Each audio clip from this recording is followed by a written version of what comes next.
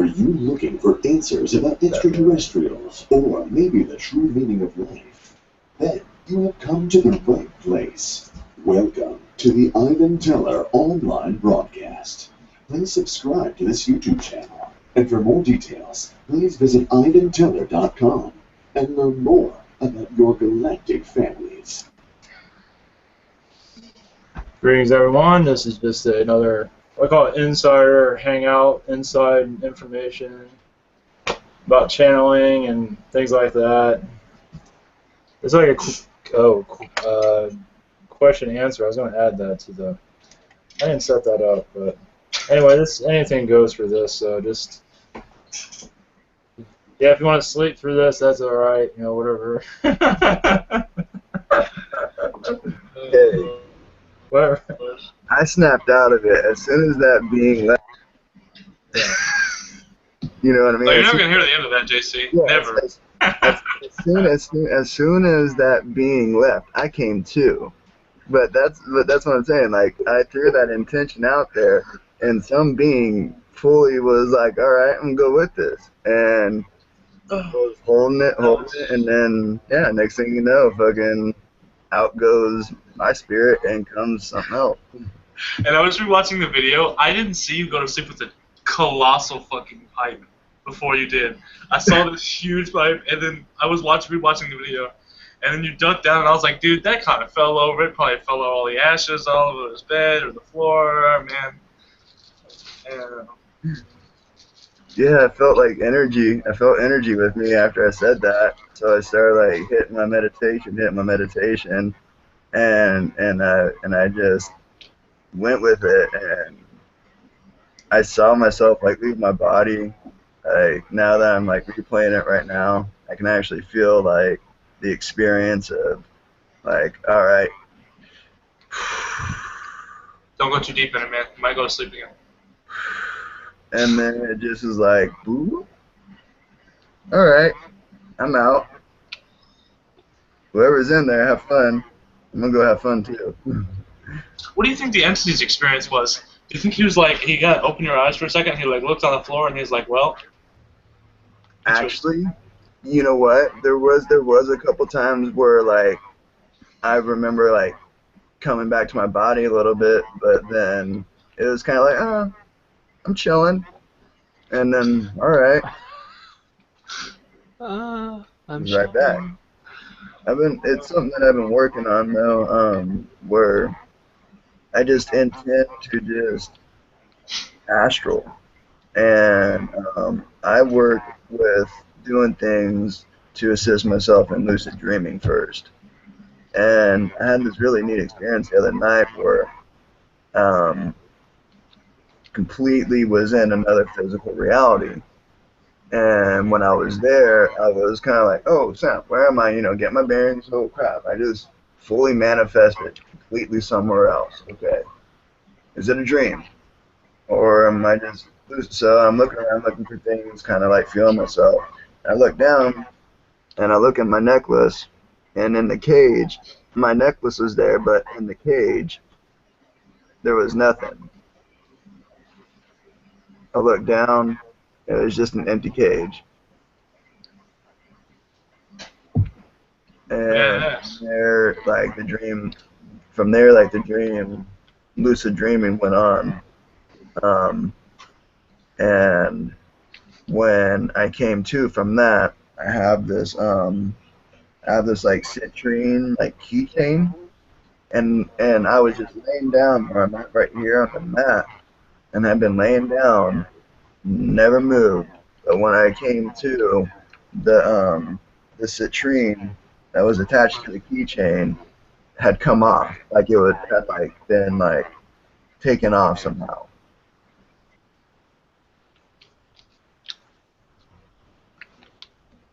Interesting experience. So what came to me was that I went somewhere physically. I was lucid during the event, and more still coming to me. Some more did come to me like the next day or day after. Ended up sharing it with Alexandria. So It'll come to me more later. Have you astral traveled recently? Or have you felt any? JC, felt that? Can you hear me? Can you hear me? Have you astral traveled? Have you astral traveled? Yes. I mean, so my technique, I guess, if you will, is just trusting and having faith that, like, when I hit my rest, then I'm either having a lucid dream and or I'm having an actual astral experience. So I start with that, and when I do lay down and I do my meditations or whatnot, what I do is I just intend to have a lucid dream and or to have an astral travel, that of which I will record into, you know, my stones, so I can ground the information with me, and then use like the clock as a way to confirm or validate and or be a catalyst for validations and confirmations. And then also just different signs throughout the day, maybe clouds in the sky, maybe a bug or the way, just whatever, you know, some sign comes too.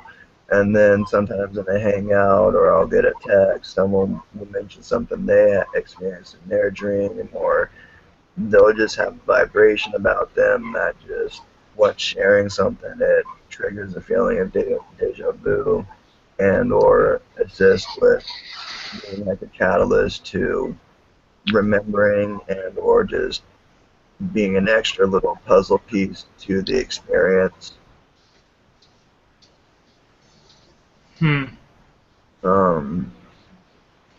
So I do a lot of astral, and just working more on being able to guide myself, you know, in real time and be able to get the information where that comes to mind is more solidly, I guess.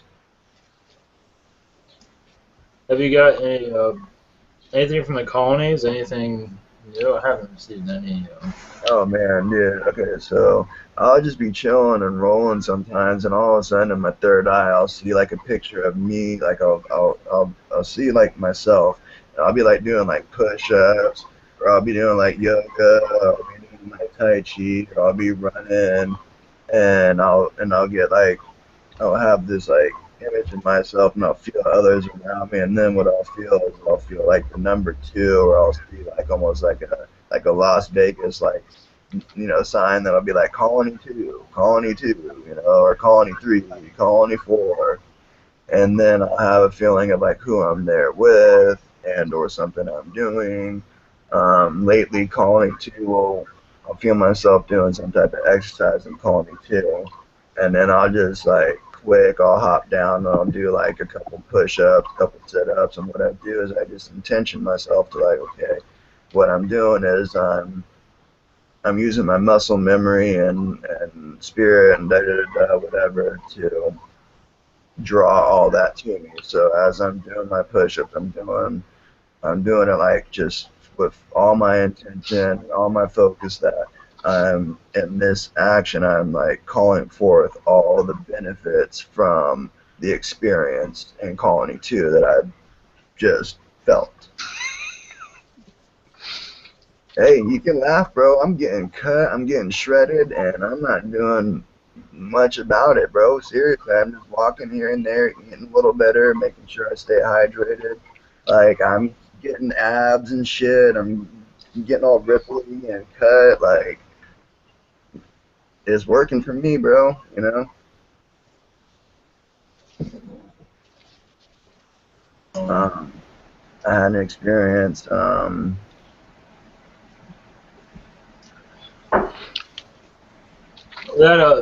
you say you went to the colonies and you saw a gym there at one time? Is that when you're sleeping, or is that during? No, that one was interesting. Okay, so That was very neat. What it was is it was a crystal room experience. And what I recall was I was laying down, and what I did is I built a crystal grid on this painting that Alexandria did. It was like blue, like purple, red. It was like all like swirled around and whatnot. And I built a crystal grid on it. And I built the crystal grid to like assist me with my channeling, to act as like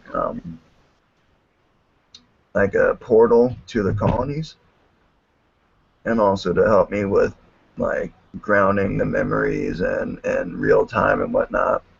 So that I built that grid with that intention, and it sat there for like a few days. And then one night when we're laying down, I had put a piece of like Chinese fluorite on my third eye, and then I held some crystals in my left hand, and then a couple crystals on my right hand. And then as we were laying down, I was holding her hand, and I was just kind of just chilling, just meditating, listening to binaural beat, kind of doing some vocalizations. And I started having some type of intense vision of something related to the binaural beat. And then after that, I was explaining to her what I was experiencing, and then all of a sudden I felt like I was in two places at once. And I expressed this. I'm like, whoa. I'm like, babe, I'm like, I feel like I'm in two places. I'm like, no, excuse me. I am two places at once right now.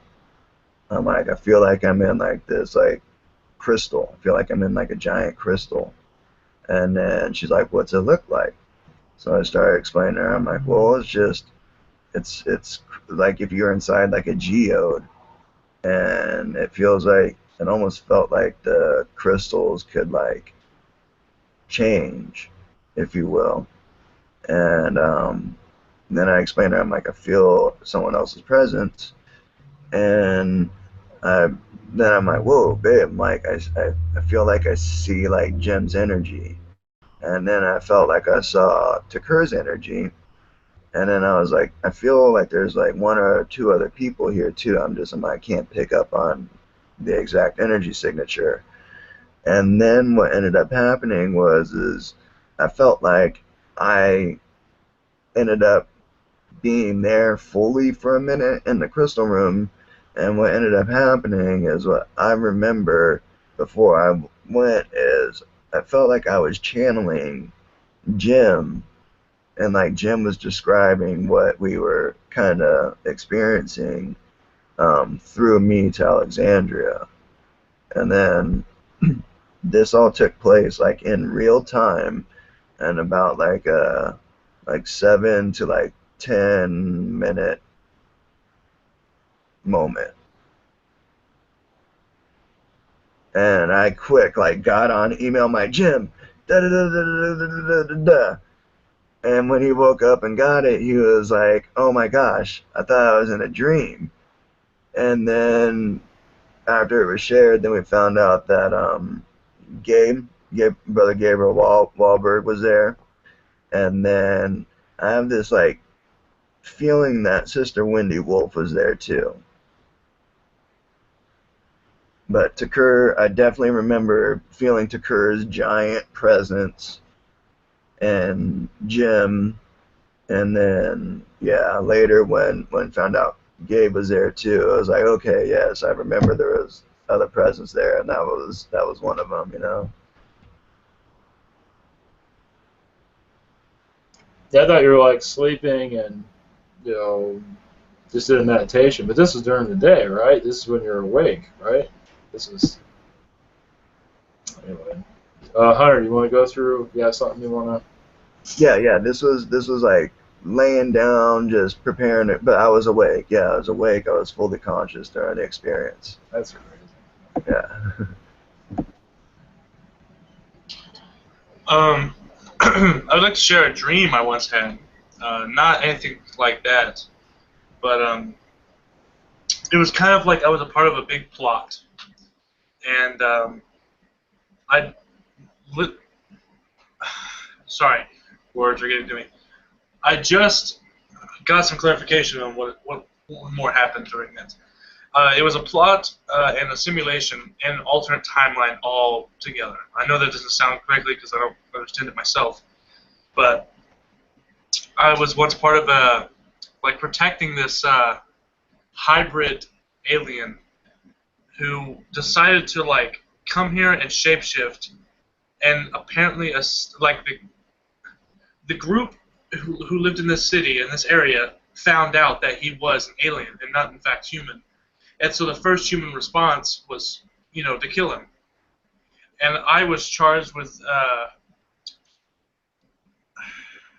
the task to protect him and save him. And I failed. And it was very, very emotional. I don't believe... It wasn't real, but it was real, and it was also a simulation, and it was also a timeline, so I'm told. It's very... I can't exactly explain it correctly. But, anyways, this alien, I saved him, and I brought him back to his house or whatever, and,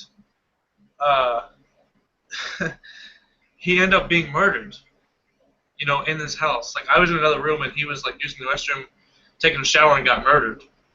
And when I murdered, he shapeshifted back to his original form. And if any of y'all have watched the movie Men in Black, when the first one where Will Smith is helping this woman have this alien baby. Did I just shut out? What's going on? Everyone kind of froze. Oh, we're good. I don't know if I'm hearing more. I'm frozen. You're good. You're good. I know what you're talking about. Okay. Okay. No. My whole computer just froze, so I don't know what happened. Okay. So that alien was on the floor and he was bleeding to death, and he was talking to his father, and I was standing over him, and then I beamed up to the ship, and then I was standing in front of the father who was talking to me. He was like, just let go, son, just let go. And this alien had his tube coming out of his head into the blood pool, and the other tube back inside of his body to keep the blood circulating so he would live. And then I went to a different part of the ship and was talking to his mother, and she was like, "This is all your fucking fault," and she was going berserk on this male. And then I went back to the female, or back to the male, and then back to the kid. And then the life left this kid, and I was generally sad. Even now, when I think about it and I put myself back in that experience, it hurts. Whatever that was, and its purpose was incredibly powerful.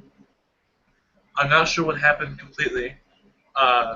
The entity who told me was good. He told me very well, but I don't grasp it fully because I don't know the entire information of what happened. But I just wanted to share that experience. I thought it was very odd. It was much more that I will not explain because it's just too much to explain. But it's just weird that I do think that places like that exist. I know hybrid children exist, and the thought of having a community find out about it and automatically want to kill it is a real possibility. Also, that might be a future timeline. Also. Well, I was told it was alternate. Yeah. So it was just. It's something. I'm not a very touchy-feely, squishy, warm person, but that dream made me a very touchy-feely, warm, squishy person. Just kind of odd.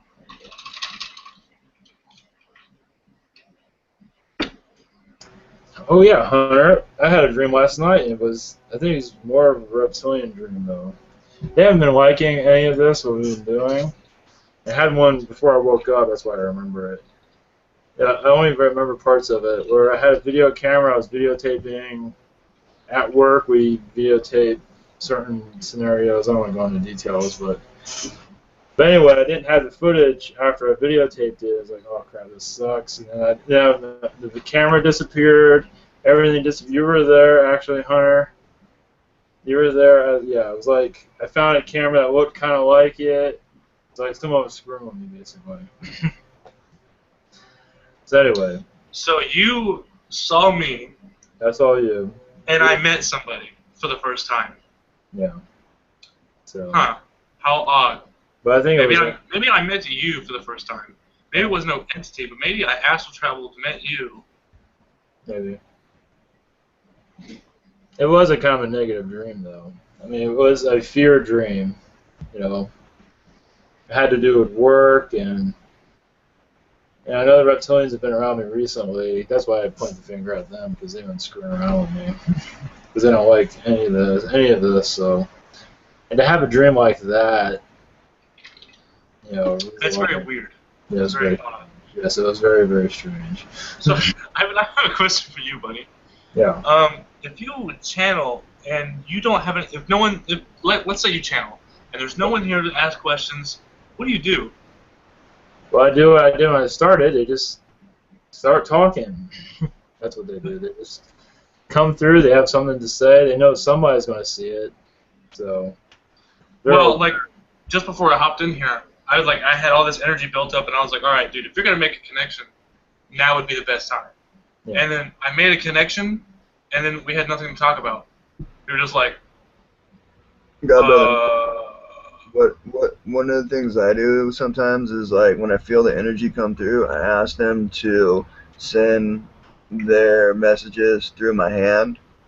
That way I can write out questions, or, you know, sometimes I'll do it vocally a little bit, I'll write questions a little bit, or draw, like, shapes, symbols, just anything to get the energy down. Like, even if it's just a few scribbles, their energy will be imbued into that scribble or whatnot that you can go back and reflect on a little later, expand on later.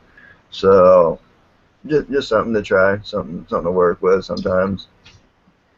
Yeah, because, like I said, and it was Nocturian, and I just connected with it, and I went, all right, and then I went to say something. Like, I started to speak, I went, and then I stopped. And then I went, well, anyways. Well, you can see that's the beginning stages of it. Yeah. So I'm just going to need someone here with me to ask a question, because that awkward now has happened to me 2 times in a row. My grandfather, and then with this Nocturian, so. Dude, yeah.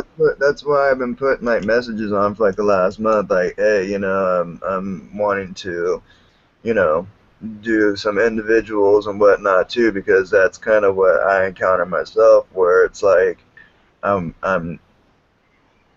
getting to that state, and then it's kind of like, well, I feel your energy here, but I also feel like you want to interact with others, like, because we can interact, you know, telepathically, and we do that all the time. I'm feeling the desire to an interaction, you know. And JC, if I'm not mistaken, you used to channel over the telephone, right? Over the cell phone, texting. You used to do that.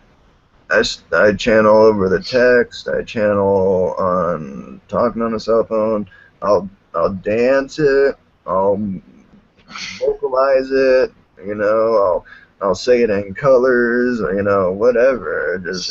I got a question. Do you do that with spirits? Have you done it with the spirit, such as Eric? I know you were very interested in him. Well, okay.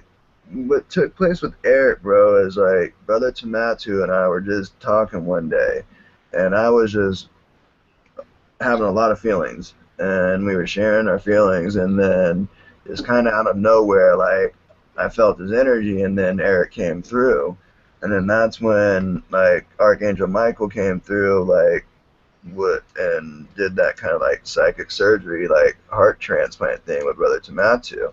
And we were sharing this experience with Brother Ivan, and then that's what, like, led to Brother Ivan, you know, channeling Eric. It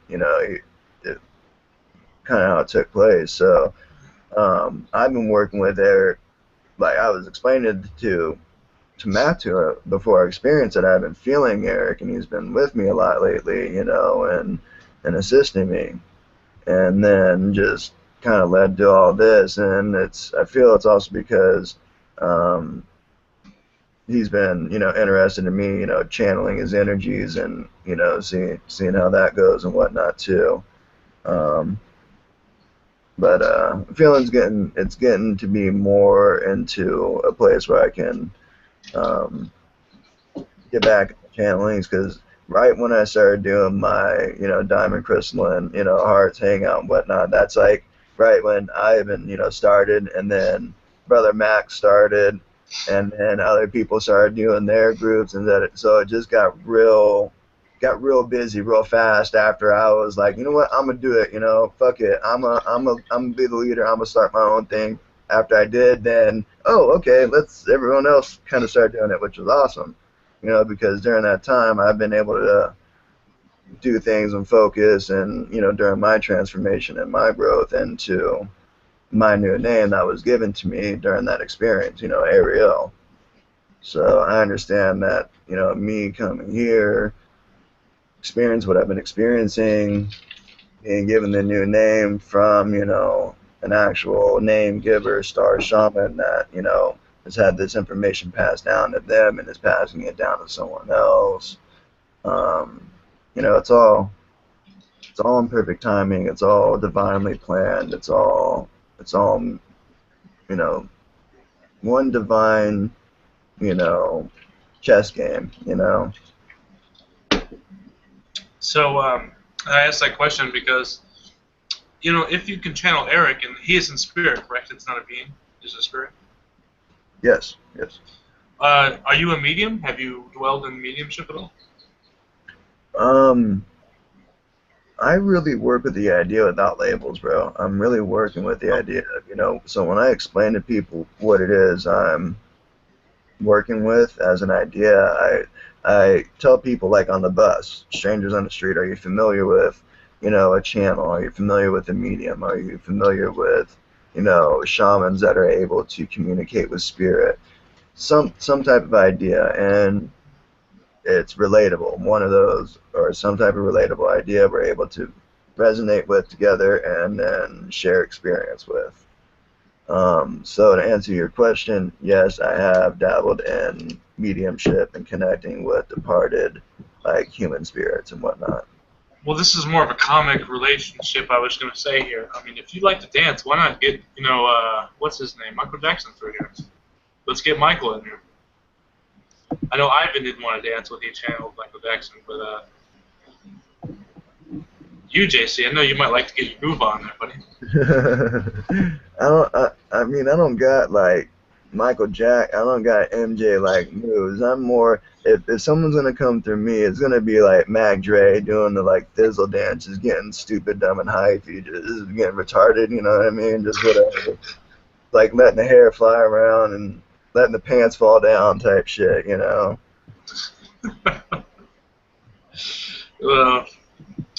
I'm not that type of person to dance, but I do like to dance sometimes. Vanilla Ice style. There we go. Here you go, Mark. Check this out. I saw this thing. It was this like post that says that you go to a shaman or a medicine man and you like were to tell them that you're depressed, this, that, whatnot, feeling down. They ask you when's the last time you sang, when's the last time you danced, when's the last time you laughed. Like dance played, when's the last time you dance played, sing, something like that. And then they pretty much prescribe you to go dance, sing, play, laugh, be merry, have fun,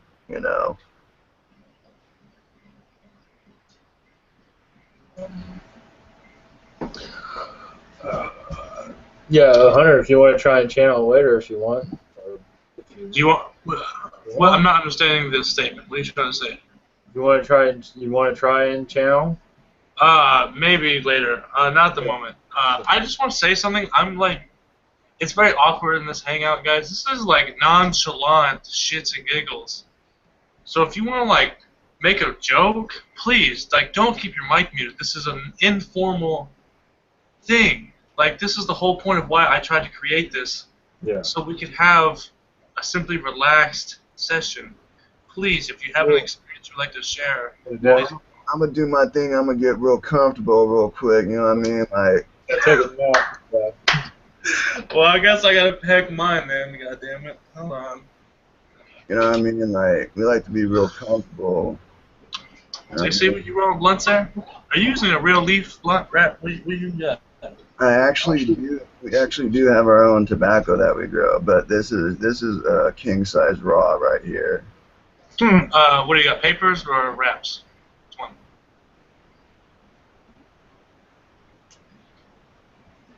Here, how about this? What is your preference? Okay, you got papers.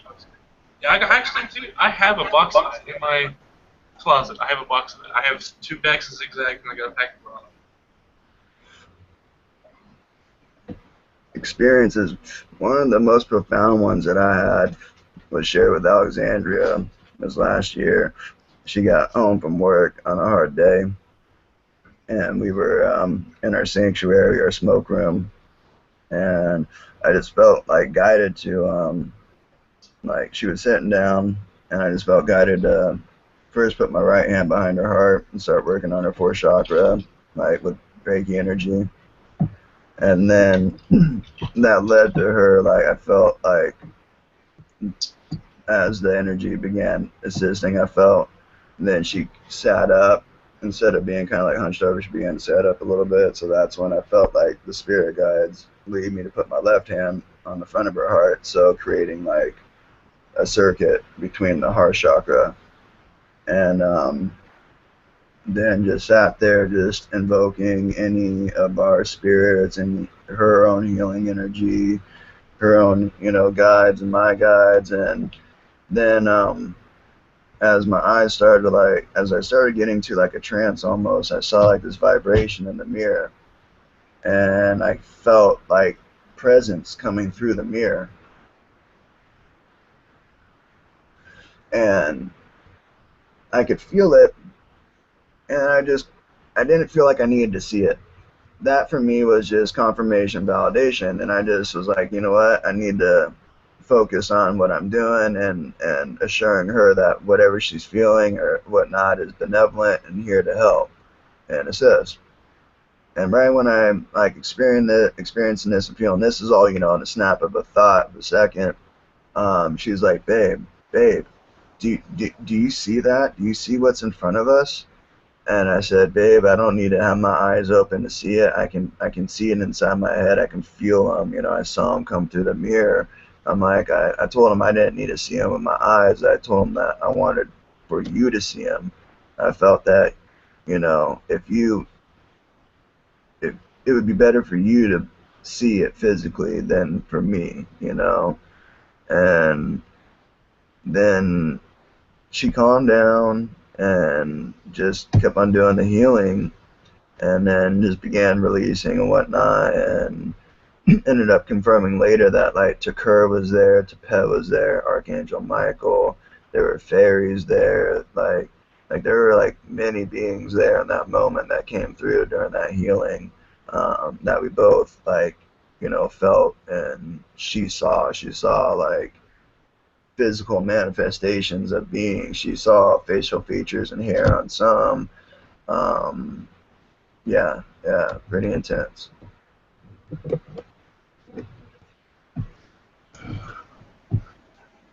Yeah, that's pretty. Yeah, that's what. Yeah, anybody want to add anything? Anybody have any? Did you say that she was seeing like complete body features? Facial. Facial.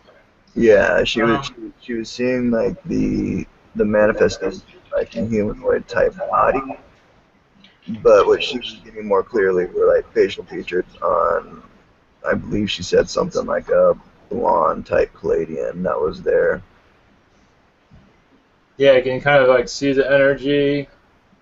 Kind of, you can see them, but you can't, it's, they're there. I know what you're talking about there. Like how I see spirits is one of 2 ways. Energies. When I see like an energy such as Elvis or Grindel, they don't make themselves more present. No. But like a shadow being, I'll see their being. But if it's a spirit, like this Native American woman I saw, yeah, I didn't see her. I saw like, yeah. I saw, the hue. I saw her outline, and I went, oh, that looks like a Native American woman. But you in 3D, you only see like the energy, but in your mind, you see everything. Very hard to explain because if you really haven't experienced it, you really can't. It's hard to explain. It's one of those things you have to experience. And that's all I wanted to ask. Yeah, there's a lot of skeptics, obviously, but that's okay. Hmm. Yeah, gee, huh? Yeah, you're always gonna run. Somebody emailed me a couple of questions. I was gonna open up a Q&A, but maybe I'll just do that for next time. Maybe tonight. Not many people are really. I didn't really broadcast this one, but anyway, I didn't really publicize this one. Oh, you Well, I should. didn't even know this was going to be recorded. Well, We're just it's recorded all right. Well, I could see it, yeah, but I didn't know of it originally. That wasn't talked about. I woke up this morning and I have a secret chat. You know, I have a secret, and I was like, "What the fuck?" I was like, "What is this?" So, I found out that with intention on both people, you can pretty much have like sex with a person long distance. So, like, Well, okay, isn't that hybrid childrenization? If I'm well, what I'm correct. talking about is okay. So there's someone there's someone that I connected with on here, and was like, how about a little experiment? She was like, all right. I'm like, I got an idea. What if I were to send a holographic copy of my body or of me, and we were to hook up? So essentially, what it was is like sending her the energy, the intention of like hooking up, you know, and she full on like experienced like if I were there with her, like exchanging intimately. You're trying to dance around the bush. Just say you fucked, man. There's no need to dance around the bush. It's not a secret here. We've all had the talk. I didn't need to. You just did it. That's what I'm saying. Like, there's no, yeah, okay, there's no little kids here. Or if there is, I'm sorry for my language. Yeah. He's the youngest one in here too, saying this. Yeah. Well, I say it just because look, you know this, Del Stieg, you know, German, for the Valley of the Truth. Like, I appreciate real recognize, you know. I was just being chivalrous about it. That's what I'm saying. That's why I say, me and you say the same thing, Stacey. I just say it much more I mean, if it was just you and I in a hangout, it would be completely different communication style. Everyone resonates very differently with each individual person. Yes. Yes, if I were to talk to you like the way that you and I would talk, smoking I blunt, wanted to make something public. By the way. I'm going to start doing my own version of ranting. I'm just going to record my voice, and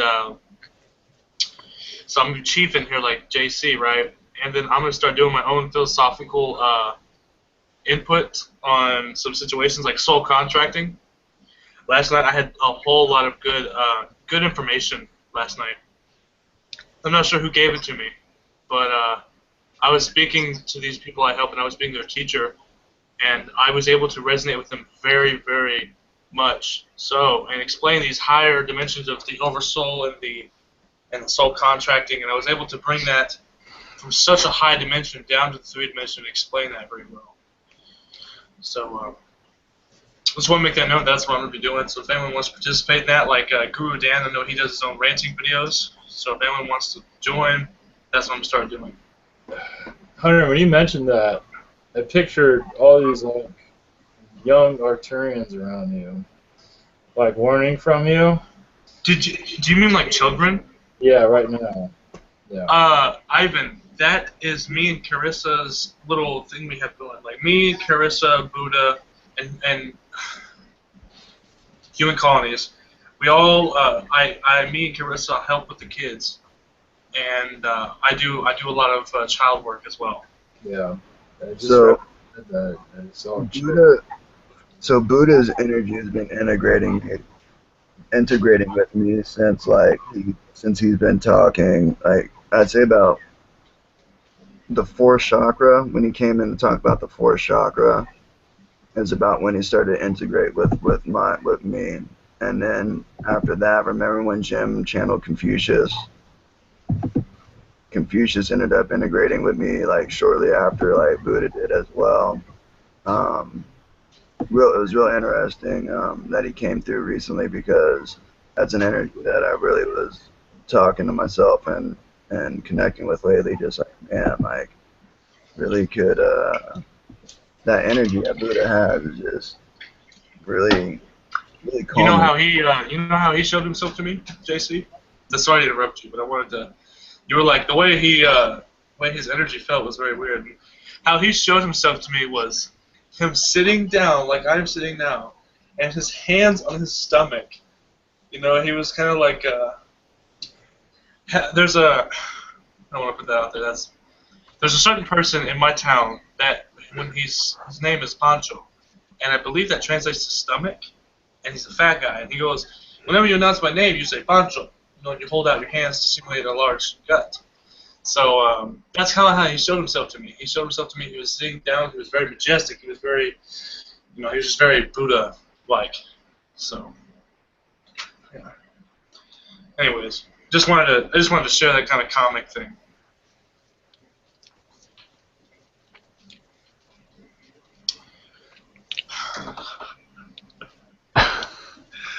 I'm laughing at I'm trying. You know what that's what it is. I'm trying too hard. I'm trying so hard to make this hangout so casual and informal. And Alan, Marco, Steven, Tumatu are being very secluded, very, very recluse. Man, Tumatu, how you doing? I'm just listening. I'm listening to all the They're probably information. having dinner. Tumatu. So Tumatu, when did you feel you were like, man, I can really trust in what it is I'm feeling and believing? That's a great question. Before the heart, I felt like I was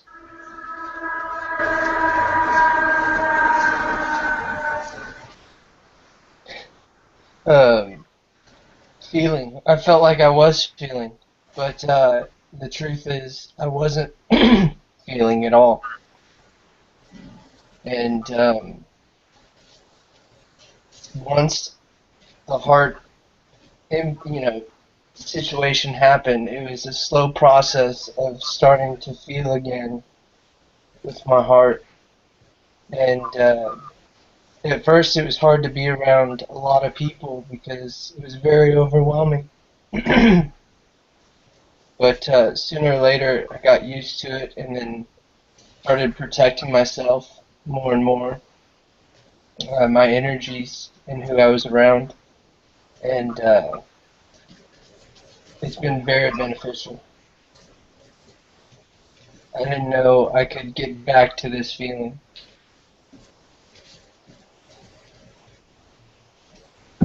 Yeah, that was like one thing I described, like Oxycontin and heroin and stuff like that. I called it fake bliss, fake euphoria, fake love. You know what I mean? Like it was temporary love. Like it was that warm, feel good. Everything is awesome, and everything and the dream is fully here, manifested.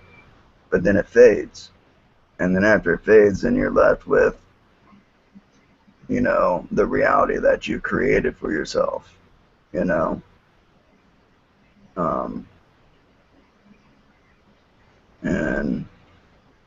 man, yeah, my experience, that's occurring right now. I'm super grateful to each and every one of you and everyone, because it's stuff like it's people like you and experiences that I get to that are cultivated with y'all that fill that space that gets created when you release from things like this. You know what I mean? Like I just keep on telling myself, like I'm just having to make more room for something even bigger, better, more grand, and actually something more resonant that's more grateful and appreciative, and that could quite possibly be her, just, at a later time. And I was thinking to myself, this is a big lesson for me. And like, she does her individual growth and whatnot. Am I unconditionally loving and truly forgiving and accepting and understanding enough to, like, if she comes back, like with growth and understanding and, wanting to, work together as a team and, whatnot, then, that's a possibility, it's a probability. So just looking for, the silver linings, and those silver linings, those silver threads, are the threads that lead me to the fabric of the preferred realities that I choose to exist within, and then when I just truly allow myself to, vibe into those realities, then I stand strong in those realities, then it'll just naturally draw more people into it, So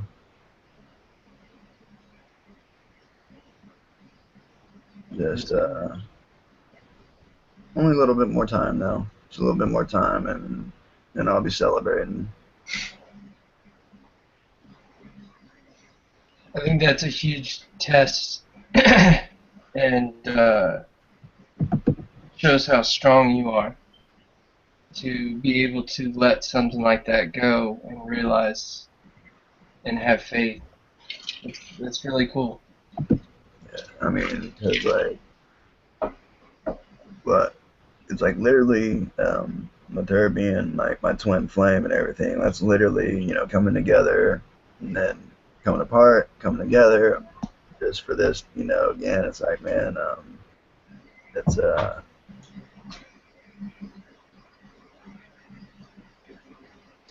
really, the twin flame dynamic is something that I would truly do some research on, you know what I mean, before like calling that experience on.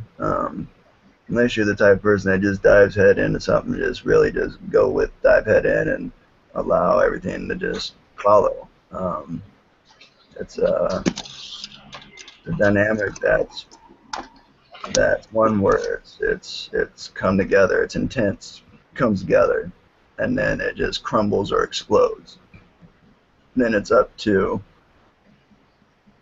the souls, the individuals, to gravitate back together and learn to forgive and accept, and then they grow together and work on the good things, and then it gets to a point where there needs to be more room for growth or experience again, and either it happens while you're still together, or sometimes things need to come apart and then come back together.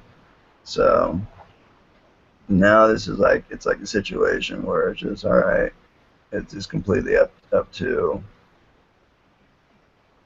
choice, free will of the polar opposite to myself. And like,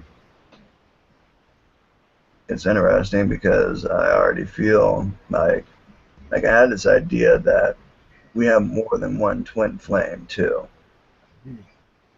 So that also means that also to me also came to me like that also means that there's possibly a twin flame that's also not my polar opposite. There's a flame that's more of a resonant piece that is more in alignment with similar ideas, you know what I mean, or ideas that would assist with cohesion, and integration, and then being able to grow as a unit and welcome others in, not necessarily have to procreate and bring a physical being into our unit, learn how we can integrate another being from outside already into, we realize that it's a part of our soul, it's a part of us, and that, it would just assist with, the growth of the relationship, having another person there to be able to relate with and bounce ideas with and whatnot. The hippies had some interesting ideas back in the '60s. You know what I mean? Like the free love and like open relationship and polyamory. Like it's really to work on like learning to shed the jealousies and learning to shed the human attachment of like like because when it comes down to it, when we are in our human bodies, we love the variety of life. We love the variety of foods we get to eat. We love the variety of strains of good divine herb we get to smoke. We like the variety in clothes we get to wear, shoes we put on, cars we get to drive. So that even comes down to our life partners and who we share our physical emotions and self with. So, and something came to me like with Andromedan energy, where Andromedans are really on some like hippie free love. Like even if you are life partners with someone, if the monkey body felt attraction to something over there, you tell your person like, if that person says they want to get down with me right now in front of everyone, or I'm letting you know that's what I'm feeling. Okay, if that excites you, then I love you so much. I want to support you in that. Actually, that excites me too. But can I join in? Like that's kind of Andromedan kind of like ideas I'm feeling. So like I'm also like, man, it's interesting how spirit teaches. What entities are Andromedan that we know of? Because I resonate with the Andromedans very much. I don't think I've spoken to them. I don't think I have. But what I'm always saying is, hey, I support whatever decision you make. Or like whatever decision you decide to make, I support you all the way. I also say, if you're happy, I'm happy, and if you're not happy, I'm still happy. So I think I'm going to get in touch with them more Andromedans. But are there any entities that are in Andromedan that we talk to on a basis through channelers? Well, Andromeda is a giant galaxy. So it's kind of like, think of like, the Pleiades, how there's many different races in the Pleiades. There's many different races among the Andromedans. I would actually, if you're open to the idea, if you type in Andromedan starseed traits, you'll come across a few different videos on YouTube that can give you different ideas of Andromedan traits, ideas, energies, whatnot. And you can find out through your own experience what you resonate with most out of those. Right, but my question really was, who do we talk to that's from Andromeda? Who do we talk to through channelers? Who's Andromeda? Like, can I have a name by recognition? That's what I'm asking. Only a couple have come through Jim, and then a couple have come through, I believe, Ivan. I'm trying to think of like actual channelers that channel like the Andromedan Council.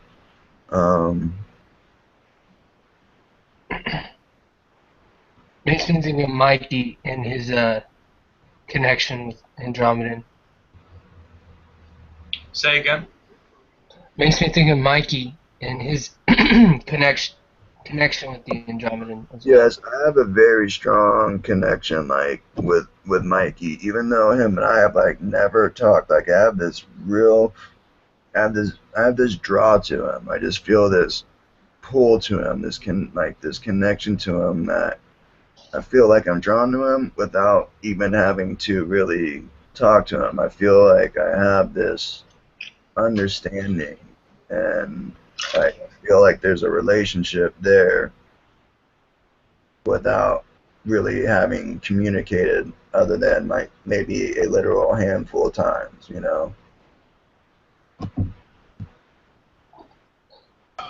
Yeah, I've channeled, I think, a female Andromedan and a reptilian Andromedan. So, one thing about Andromedans, yeah, they've dealt with, I hate to bring them up again, but they've dealt with reptilians, so they know them pretty well. But usually they're very loving beings, humanoid. Yeah, you know what they look like. But I mean, the first time I ever heard of Alex Collier, he's a contactee. He's on YouTube. Yes. Yeah, that was where I got a lot of information from. Was from him. That was all. That was what 1994, 1996 when he made that video. So it's all that. I just wanted to share with you what the fuck just happened to me. Have y'all seen the movie King Kong? Yeah. The new one, not the very old one. The newer one. And the part where they're like down in the trenches and all those bugs. There was a bug. It was fucking huge. It was like this big, and it crawled. It was right next to my head, man. I flipped out. I want to make sure it wasn't real. I don't know. I think spirit or entity, one or the other. Scared the shit out of me. It's an entity. I mean, it's Did you ask him what he wanted, or what's? No, it just scared the hell out of me because I thought it was real. It was fucking huge, man. It's like having something that's like, my camera can't fit this in here. It's like this long, man. It was a huge, like almost like a centipede. Something like it's just this was like a centipede, cockroach. There you go. Yeah. Just like I'm not a phobia of bugs, but the place for bugs is outside of my house. It's this big. Well, it's this big. It's a little bit different, I guess, right? Yeah. I'll shoot that motherfucker. If it's that big, it's in my house. I'll shoot that motherfucker. I'm trying to be peaceful now, but don't test me, God. I won't win that one. Don't test me. Wanted to chill on his shoulder. And so Hell. I saw a mosquito trying to fly out the screen door yesterday, and I like almost went to spot, and I'm like, open the door. Started like trying to guide it out, and it was like still running, and I'm like trying to dude, I'm trying to help you out, I'm trying to let you out. I'm like trying to have him out, trying to help him out, and finally got him out. I'm like, there. I'm like, you're lucky, mosquito. No, Mark, I did not shit myself. I'm all good. It didn't scare me that bad. I just didn't want it landing on me because that, Mark, I'm sure once you see your first 2-3 foot long bug next to your face, I'm sure you're gonna flip the fuck out too, man. You keep talking shit, man. See what happens. You don't have a vacuum cleaner? It would, Mark. You're not understanding how big this motherfucker was. This was huge, Mark. If I have anything, okay, it was like this. It's like a Windex bottle. It was this big, and it was like that thick. I mean, it was huge. This is no, like, itty-bitty cockroach. It doesn't bother me. But when this bug is, like, 3 feet long, man, and you just don't get it, man. You just don't get it. Like, until you see it, you don't know. You just don't get it. Like Tyler once said, he says, you know, when there's a higher vibrational, dimensional idea, you cannot look up to look at it. You know, because there's too many filters in place. There's too many things that limit that from happening. So the only way I can tell you what a spirit looks like is for you to experience the spirit yourself and relate to you, because I cannot explain something like that. Or like channeling. Channeling is one of those things where you cannot read about it and become doing it. Like my telekinesis. I tried very hard to be able to do it. And only last night, I was reading it, nothing resonated with me. So then I said, you know what, I'm going to do it my own way. And as soon as I said that, a minute later, a literal minute, I had instant results. When I said, I'm going to do it my way. So finding something that resonates with you. Hunter, yes. It's exactly. It's just building on experiences. You know, we build on our experiences through inspiration of others, you know, or through our ideas and energies that we get from spirit. Then we test them and whatnot, and then we end up finding our own way that we just end up finding our own way. We do it and do it and do it until it manifests, you know. You open this up into that? Like,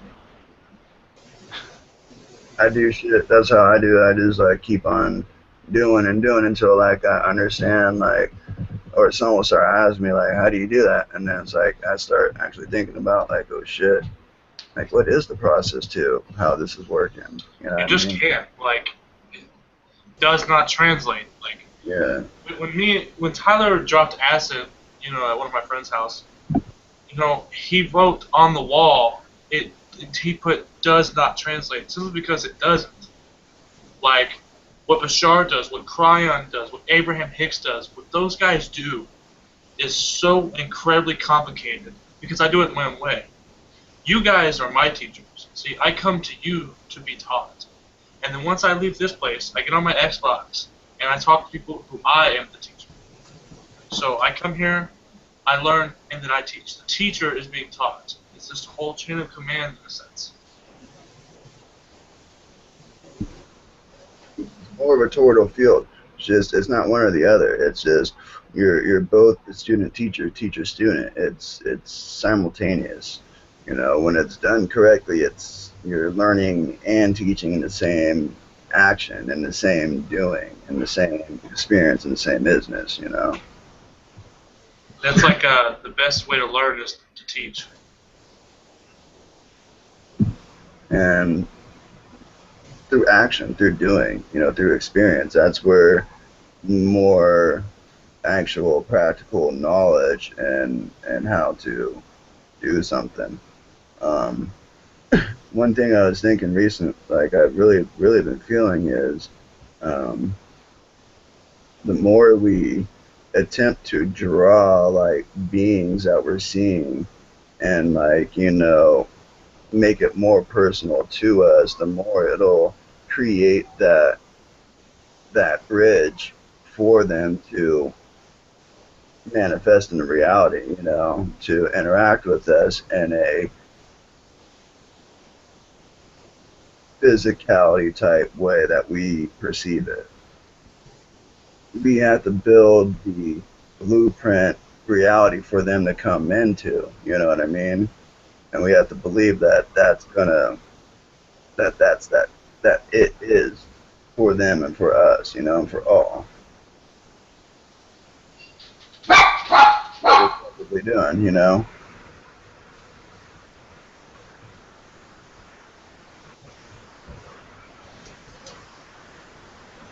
Does anybody have any experiences they like to? Steven, you have anything you like to throw on the table?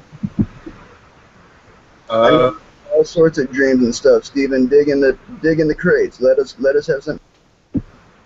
Yeah, go into the gritty of it. Well, it was Kaylin or somebody was talking about them rooms of like 3 different rooms of the colony ships and stuff, and I had multiple dreams where I would enter into this house and it'd be on the second floor, the second story. And there'd be some steps, and then you'd go right up, and there'd be 3 rooms right in front of you, and I'd open the door, and there's like sometimes there's people sleeping in there, sometimes there's not. And it also it triggered a memory when oh, what's his name? I'm like drawing a blank. When Hunter was talking about killing them people and stuff. I had a dream too where I was in the house and some people died. I don't know how they died or whatever, but I buried them like underneath the floor. I was like, it was kind of weird on that. And then plus I had another dream one time where I was in like a combat situation where I believe there's 4 people there against 4 of us, and we had these knives and everything. We started trying to fight each other, and I stabbed one in the shoulder, and he started running away or started escaping. I followed him, and that's when I basically, you know, cut his neck off or, you know, sliced his throat. But my recent dreams I remember is mainly that girl where I met up with this girl in this house, and somebody was chasing me, and Argus was following me or didn't want me to meet this girl, and then went inside the room and found that met with that little kid or whatever, and that kid was me, and I was visiting me. It might have been my hybrid son. I'm not sure about that cow jump over the moon or whatever.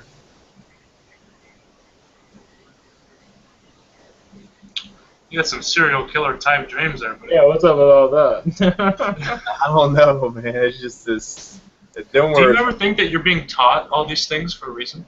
Well, I mean, of course they're for a reason, but you know, do you ever ask to be taught how to kill? Have you ever been asked? I believe it was in my past lives. I think some of these were had to deal with my past lives because I was like a commander of a fleet of a ship and stuff, and I think I've had a lot of past lives as fighting and combat and stuff. Well, if I'm not mistaken, you've had a very very high chain of command military background. If I'm not mistaken, am I right? Yeah. Yes.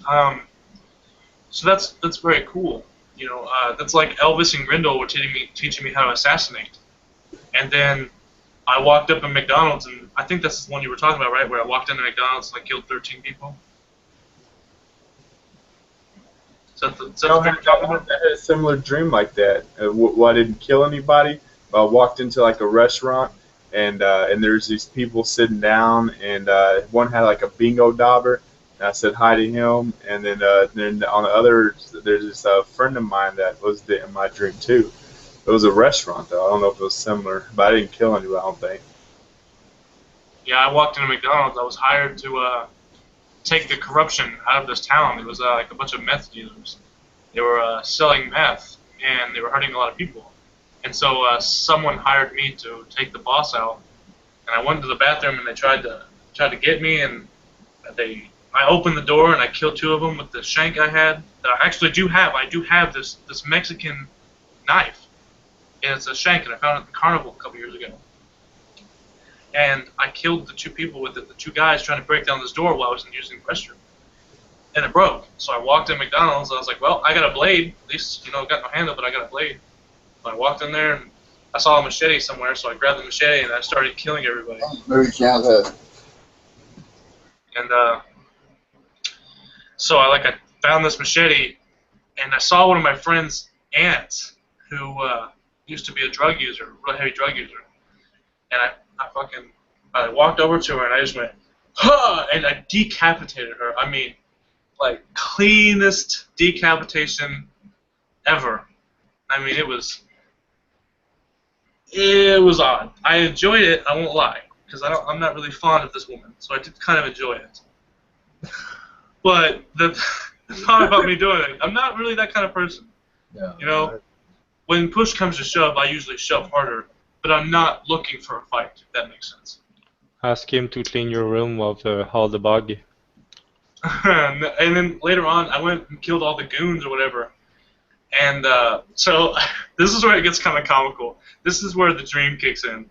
Oh, I find the boss. He's like eating his Big Mac, and there's a gun right on his left-hand side. And I'm like, he's going to reach for that gun. I know it. And he reached for the gun, and I chop off his fingers. Oh, no, before that. Sorry. He goes, so you got through all my crooks, eh? You know, he had that kind of that accent or whatever that chopped off his fingers. James Cagney? Yeah, maybe so. Cagney. Then he reached for his other hand, I chopped off all those fingers. And then he was like, ah! And I was like, bing! And decapitated him too. It was really weird. And I grab his gun, and I'm all bloody, of course, and I walk out McDonald's, and there's 2 cops. And I'm like, damn. At this point, I think the dream is real, because I have been to juvie. I went through all that juvenile detention, prison. I went through all that, you know. So then I go there, and I'm like, damn, dude, I'm going to prison for like the rest of my life. That's like 13 people I just killed. I was like, dude, I can either shoot these guys and leave, or I can just surrender. And so I was like, I dropped the gun, and I was like, put my hands up, and I was like, all right, guys. And he was like, all right, what happened? You searched all the bodies? Did you do whatever you're supposed to do? And I was like, what?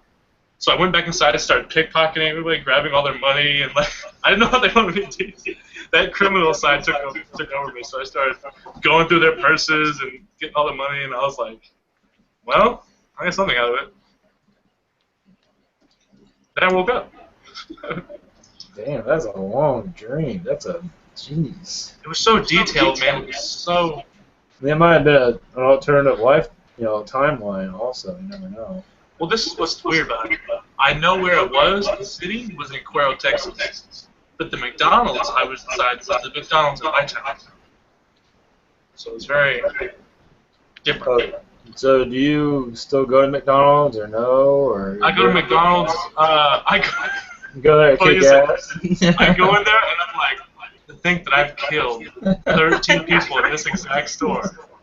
Yeah, right. You look familiar. You know what? I thought you were Whenever I dead. see my friend's aunt, I looked at my friend's aunt one time. I met her and I was like, "Hi, how you doing? How you been? How's your health doing?" Last time I saw you, you weren't doing very well. You know, your head was off. You know. Yeah, exactly. Oh man. Oh, I have a weird. I don't remember. I wrote them down, but they're not as detailed as that. I've had 3 dreams of, Kristen Stewart in Twilight. She's in 3 of my dreams. Did you kill her? Not that I know. I probably should have. Probably killed her old boyfriend though. But anyway. So you had a crush on Kristen Stewart? I don't know what that was. Thing. 3 dreams. Oh, just weird times. I think it was a past life type connection with her. That's the only thing I can think of. Because I don't have any infatuation with that, especially with the movies she's in and all that. But Twilight? yeah, Twilight. Yep. All those emotions. I wrote them down. I wrote down what they were about. One last one was at a dinner party. It was like a candlelight dinner. She was there, and I'm not sure exactly what was going on, but it was with several people. It wasn't just me and her. It was several. That was the last one. The 3 dreams of just, I think it was a past life connection with her somehow. Maybe again in the future, who knows.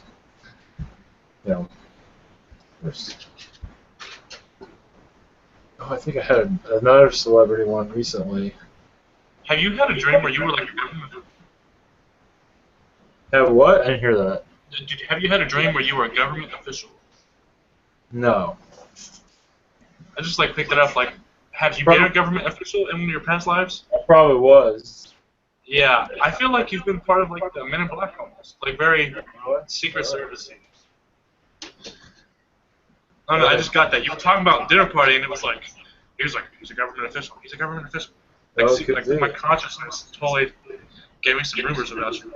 Could be, because when I'm around certain people, I pick up their energy as they perceive me. It's like a government or something like position. You know what I mean? Like they're picking up on old lifetimes or something like that. Well, I do believe, but I'm also I have the ability of being a watcher. I watched the Watchers. Yeah. So when I met the new guy, Alexander, I know I've talked about this before. As soon as I saw him, I was like, dude, he's got a lot of government people around him. I didn't say anything. I didn't want to be rude with the guy. And he's like, oh yeah, I've got a couple family members in the Secret Service. And I was like, oh, that's what it is. They're sitting there watching you. They're watching you come on here, and just because they don't have to infiltrate human colonies, they wouldn't have to. They're allowing you to explore this just because you're family. I can feel that about a person. It's very weird. Yeah, there's another celebrity I had a dream about to find it though. It's been a while. It's not important, but yeah, that was another weird one. I was at Disney World. Oh, Nick Nolte. Oh, I was at Disney World. I couldn't get. I think it's another reptilian dream. It was before I went to that psychic circle that was on Thursday. I was at Disney World and I couldn't get downstairs to where we work and all that. I was late. And I was late to the circle. Nick Nolte was there. I don't know what he was doing there. Who? Nick Nolte, you know who that is? No, I'm not interested. Here, I'll put it in the pack. Yeah, he's kind of he's part of the 80s. Oh, Ivan, I'm a late 90s child. You can't bring up people from the 80s and expect me to know them, man. Put me I too know high on the pedestal. Nick Nolte, that old fart. Yeah. And he's been in a movie I used to like. Here, it's in the. There's a bunch of pictures of him. Jesus Christ, man. Can I get a longer Nick? A longer link? Oh, I know who that is. I must know who that is. How could you not? Yeah, exactly. Oh, I should Nick Nolte kind of reminds me of Gary Busey a little bit, you know? Yep. Yeah, all our favorites have disappeared. Mugshot? What are you looking at? Some really nice photos, and there's also like a mugshot type photo. Oh, yeah. I figured I had that. Is anyone familiar with who Bishop Don Magic 1 is in here? Oh, finally someone I know. Hell yeah. Not the world's most lovable pimp, but the founders of the pimping industry. So I've been thinking. So I've been tapping into like his energy and like that collective type energy lately. I'm gonna see how I can like Pimp? make this energy work for me in an uplifting, manner. Who is this again? Bishop Don Magic 1. It's like Snoop Dogg's best friend and like one of his mentors. He won like the Players Ball Pimp of the Year for like 13 years with the 13 years in a row. until he retired on the 14th year, retired the crown so other pimps could have their chance to wear the pimp crown. Snoop Dogg, world's most lovable pimp. Finally, someone I know, man. Yeah, you know. Yeah, Hunter. Yeah, you're going up. Go ahead. He's got a whole team of go-getters and just love him, and like they're like, you know what? We know if we're in your team, we can move mountains and make anything happen. That's he's got something going. I mean, got something going. It's for the money and gold is for the honey. Yeah, Hunter. Unfortunately, you grew up during the Hannah Montana time period. Oh my God, dude! Did you say? Hannah Montana. What's her name? What's her now name? I don't know. Hannah Montana, right? No, but she has a new name. Miley, whatever it is. Yes. Horace. Arch. The Devil Girl.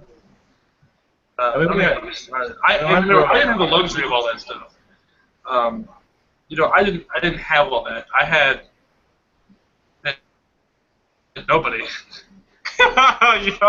You're gonna enjoy this shit. Yeah. JC, are you familiar with GGN? Snoop Dogg's YouTube kind of news channel he does? Oh, GGN, yeah. I watch that shit all the time, bro. Love that show. Oh, God damn it. Oh, jeez, right. The Hood News? Yeah, great. I'm sorry I missed all of that. Dude, hey. There's a lot of famous people who on there. He had Larry King on it. Larry King did GGN News one day. Uh-huh. Yeah. And then they switched places. Larry King dressed up like Snoop Dogg, and Snoop Dogg dressed up like Larry King, and they kind of like switched and did this whole real funny thing. Oh, yeah, for man. anyone who wants to watch. Jesus, what's up with the long links, Google? Damn.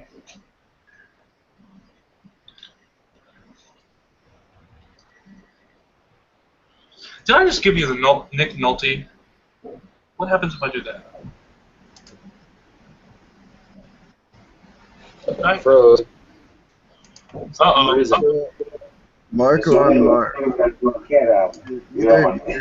Any remembered experiences? Oh, that's me. Sorry. Sorry, that was me.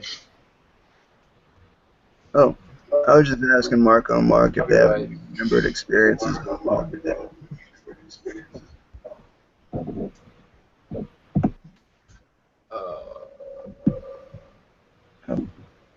If you have any like cool experiences, like any dreams you want to share, your English is pretty good, man. Oh wait, I forgot. It's probably early for you, right? Sorry, I know it's late. I'm not trying to make too much noise here, but your English is pretty good, man. So if you want to talk, feel free. Oh, Marco? Yeah, it's late where he is.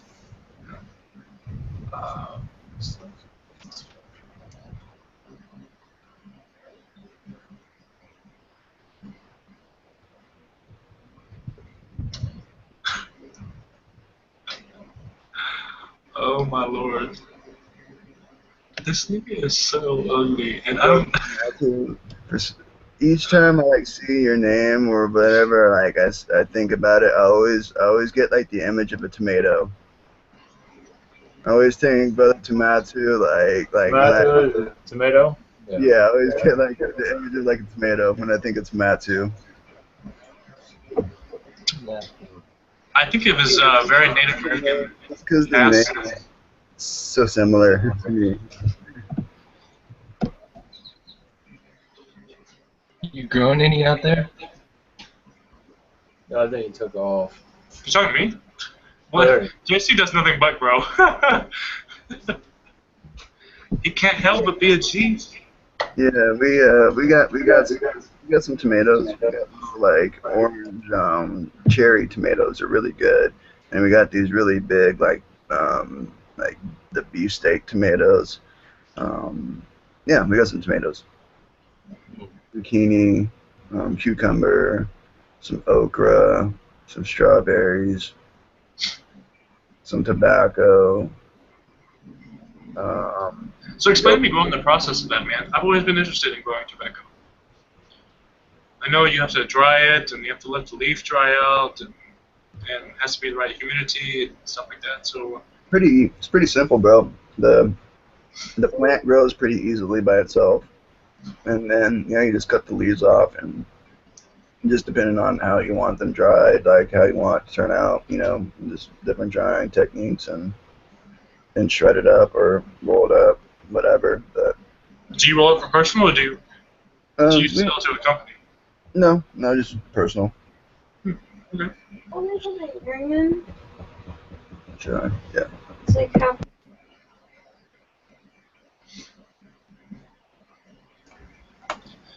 Okay. Yeah, go ahead. I don't know what I was going to say. I have a question here from, I have no idea how to pronounce this. Deviator. It's like, what were your first signs of your ability? I'm not sure if I had a first sign of. If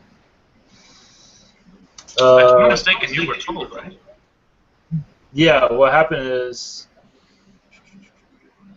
well, I saw Jim do it, and it's like, wouldn't that be interesting if I could channel aliens, maybe I can communicate better. That way I can know the information is more correct than me just channeling it through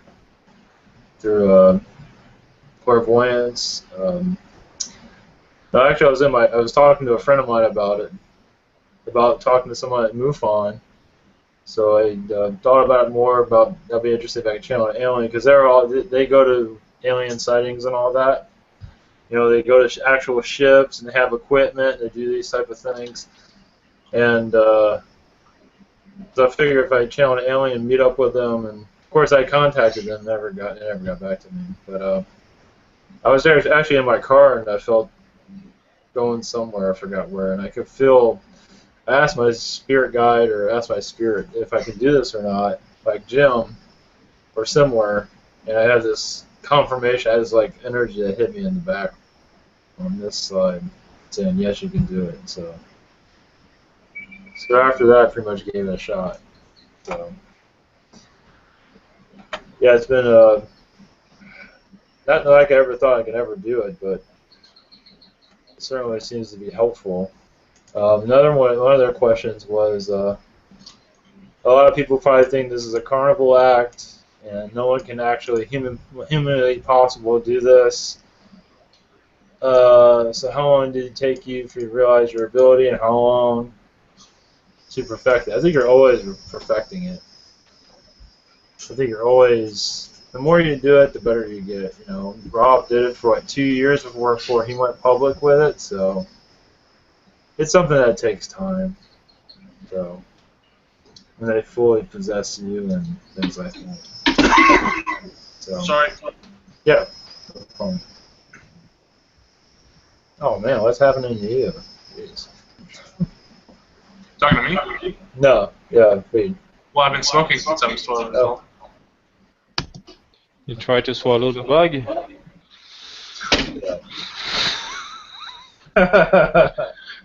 Again, Mark, it's like trying to swallow a 2-foot long, 7-inch in diameter bug. Physically impossible. One bite at a time. Well, I can't say I haven't done that. I have eaten a scorpion before. So Yeah. very crunchy, kind of bitter. Not something I'd do again. It's kind of like drugs. I said I do it everything once. So. One thing, Hunter, I felt like, or everybody, I do feel like the Zeta part of me is really, I can see myself as a gray recently. Oh, didn't I tell you what you look like as a gray? Yeah, I think you did. Yes, you did. But I'm starting to see my arms as gray. I mean, I'm starting to go into that mindset of the grays, so that's pretty weird. Did you see your foot? I did not see my foot. But I do see feet, though, that are not mine. I'm like imagining you like taking a shower, you're like washing your hair, and then you see a pair of feet, and you're like, what the, that's not right. Who is this? Who is behind me? Or, hey, Takura, what are you doing in here? Yeah, get out of my shower, Takura. No, I'm keeping calm. Okay. So that's how. Privacy goes out the window as soon as you get connected. All privacy is gone. Yep. So if you have something to hide, well, it's not hidden anymore. Yep. Yeah, nobody has any privacy really. I mean, No. that doesn't exist, period. So do you see pass out again? No? He heard you. Oh. What's love? You have a fairy in the ear. All the love in the world and sit on it. One finger. You go try that in the bathroom? Oh, damn. No. Oh, hey, you come back for more. No, I got chicks asking me for the extra one, dude. And they're like, oh, what you got in there? Only one right now? Throw in the extra.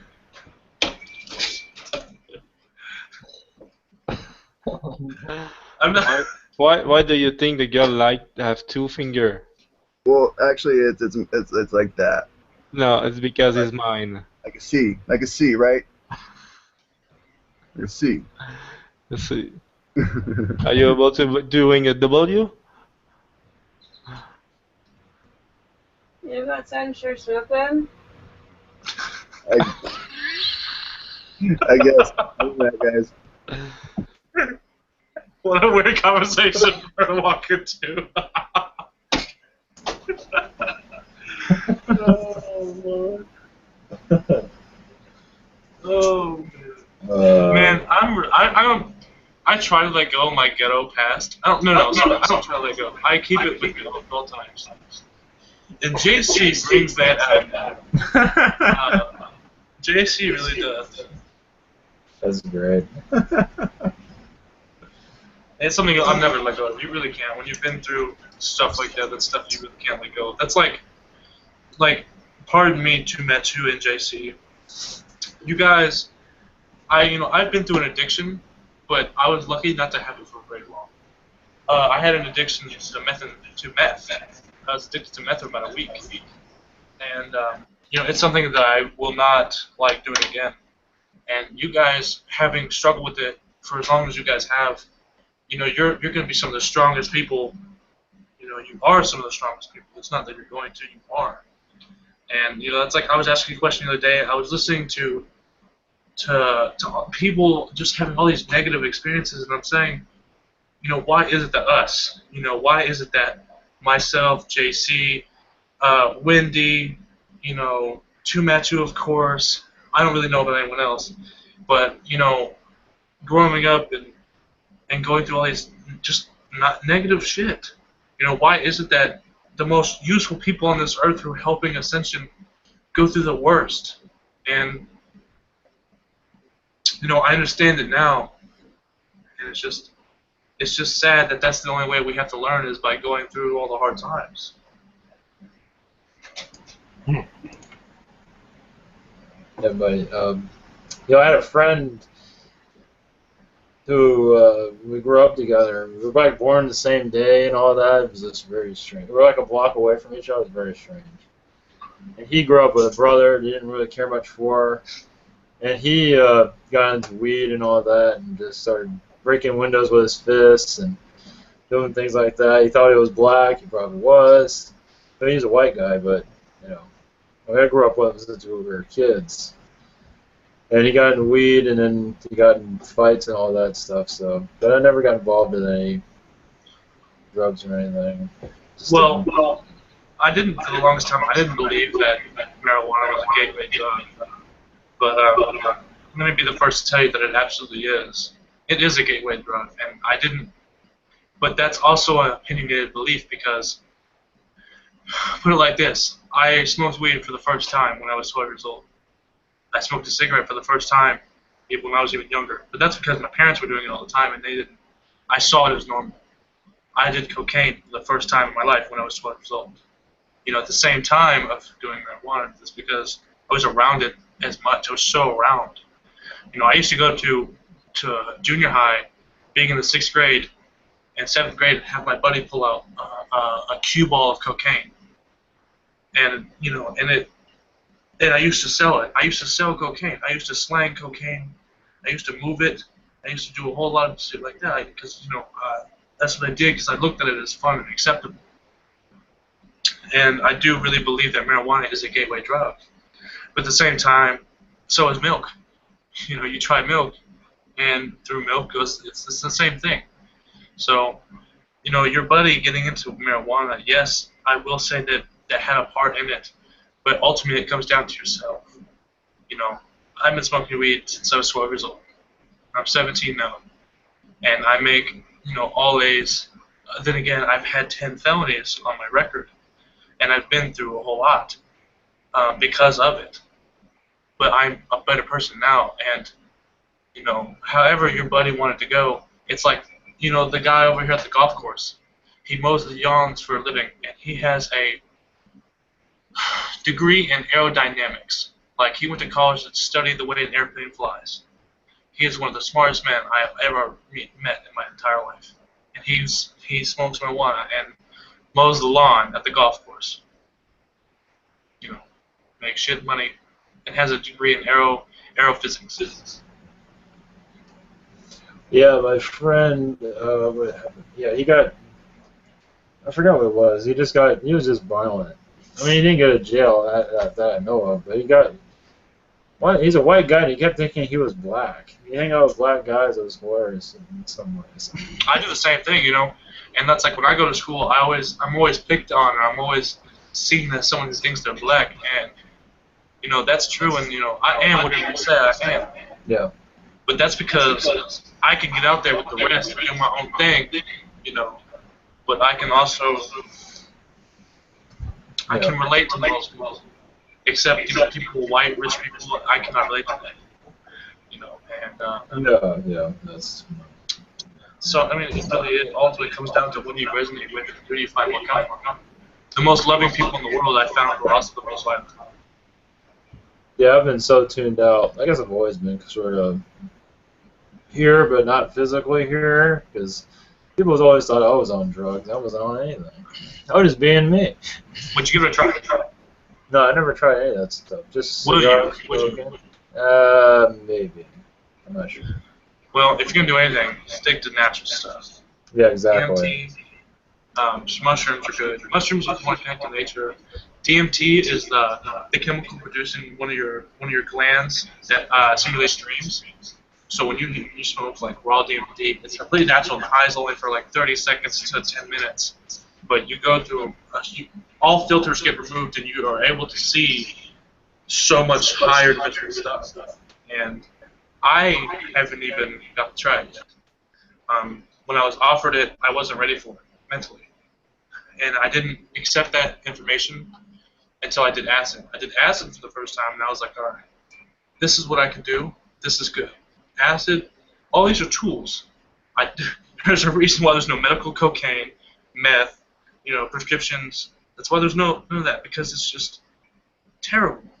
You know, it's not good. So if you do try to do anything, definitely stick with symbolism. Yeah, well, we'll see. I mean, there's a place for all experiences. I mean, truly, all experiences are neutral. It's up to the perceiver to charge it with Being good a or bad. yes or low vibration, high vibration.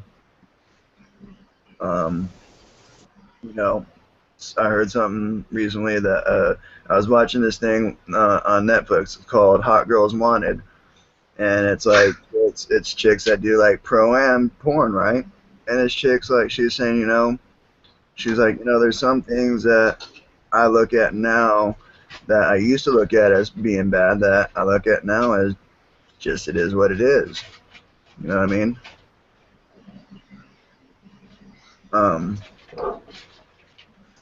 It's not something I prefer. Like some experience with certain chemicals and whatnot.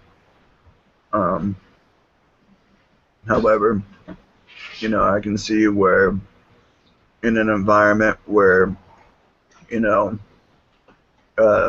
shaman, if you will, that is experienced in many different experiences and whatnot, and entering one's consciousness and being able to develop a connection with someone and do some type of like reading and work beforehand, if you will, before a ritual, we'll say, and then intend the ritual with whatever chemical to draw out certain type of experiences, rather than just using a chemical to escape experiences, to numb experiences, using chemicals to allow one to feel the safety and security while they're in that state of mind, to be able to share their feelings, share their experiences in a vulnerable fashion, if you will, so as to be able to make the experience constructive and to build up from it. That's essentially what an ayahuasca trip is about. It's essentially like what an iboga trip is about. Things like that. When MDMA was first created, it was used in group therapy sessions for PTSD victims and rape victims and people with like survivors, like guilt and stuff like that. That's also what LSD was used for as well too at first, in groups, to assist with people with PTSD and stuff like that as well, for different therapies for different quote unquote mental illnesses. But if everyone could just grow a few plants or go to the local medicine man, medicine woman, and do some talking, do a little cleansing and whatnot, do a little picking of your own flowers and extraction of your own flowers or essence of whatnot, this pharmaceutical industry would crumble. This multi-billion, trillion-dollar industry would be completely crumbled if people were able to truly understand that they can heal themselves with positive affirmations, with just surrounding yourself with positivity and love, and being able to restructure your ideas from what's been programmed into us, and what we picked up on from our learned behavior, from what our parents picked up on and whatnot, yeah, however, we're at a time where people are starting to truly awaken to this, to themselves, and or have people within their families that are, and they're sharing their experiences, are beginning to be more brave and share their experience, and then not only are people having it happen in their families, they know at least a friend of a friend, so that when it does happen in their family, it doesn't seem so foreign, so alien, when you have it going on, like, around you, and then when it finally occurs as an experience within your own self, your own life's experience, and it's not so foreign. It's not, you actually have somewhere like, hey, someone else has had some similar experience, I can go to them to share my feelings and start sorting them out. That's why things like this are huge. Not only the channelings and whatnot, but just the hangouts and the sharing of experiences and being able to just ask people questions. And I truly stick by. I'm like an open book. Whatever you want to know, just how much do you want to truly know? How much truth is it? Do you feel you can handle from my experience? Like from not only things that occurred, feelings that were felt, things that were said, reactions by other people. You get pretty deep into experiences. What do you think about our our state of mind right now? It's like, okay, we have channelers, we have Rob and Scranton and all. They're doing private channelings, and we can't go on forever. Do you think there's like a wave of like a change? You know what I mean? For more of this alien information to get out or something like that. You know what I mean? Like, I know we're in this path of private channelings and we're doing this thing, but you think eventually things are going to change. We're more, obviously that's why I do the public stuff, to get more information out to the public of what is going on, trying to like get things to move, get things happening. You think, we got to start feeling eventually something's going to, I've been thinking of it as like a new form. So how is it, can we like learn how to pimp ourselves? Like we are the product. We are the channel. We are the product. The information that comes through us is unique because of our experience and also through the co-creation of the group.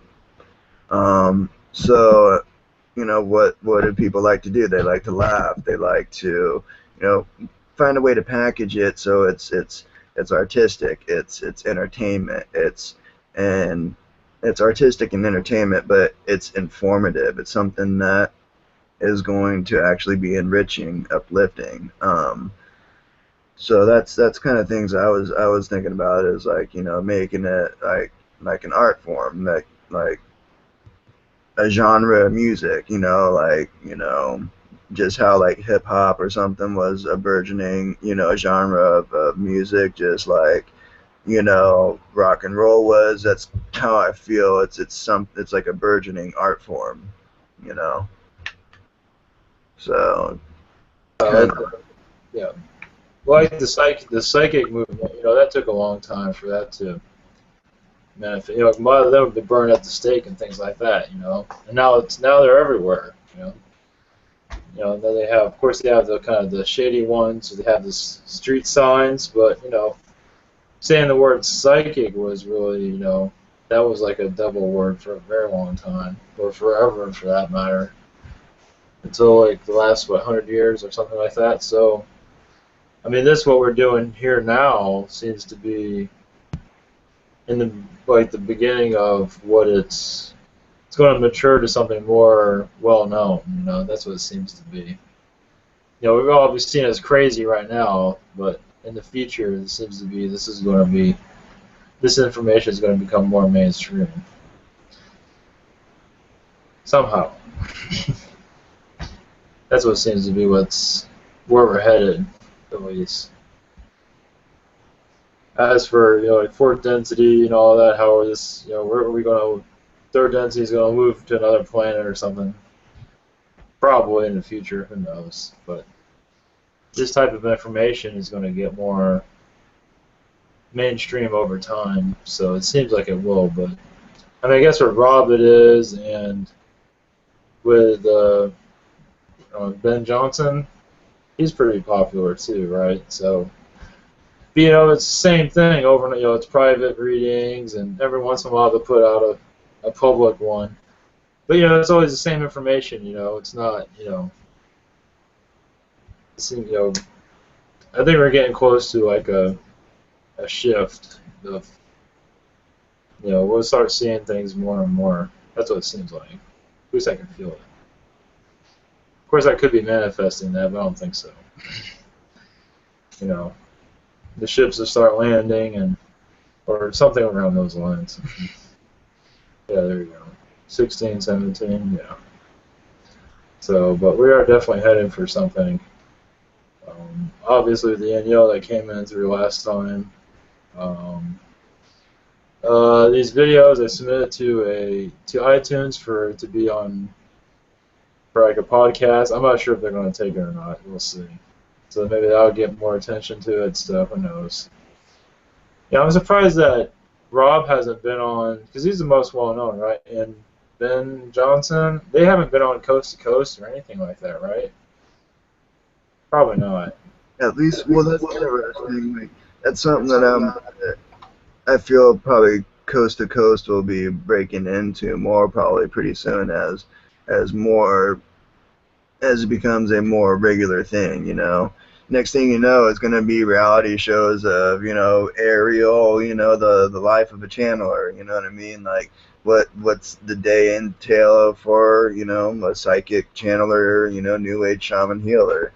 What do you do from the time you close your eyes and go into the dream and then come back into the awake dream?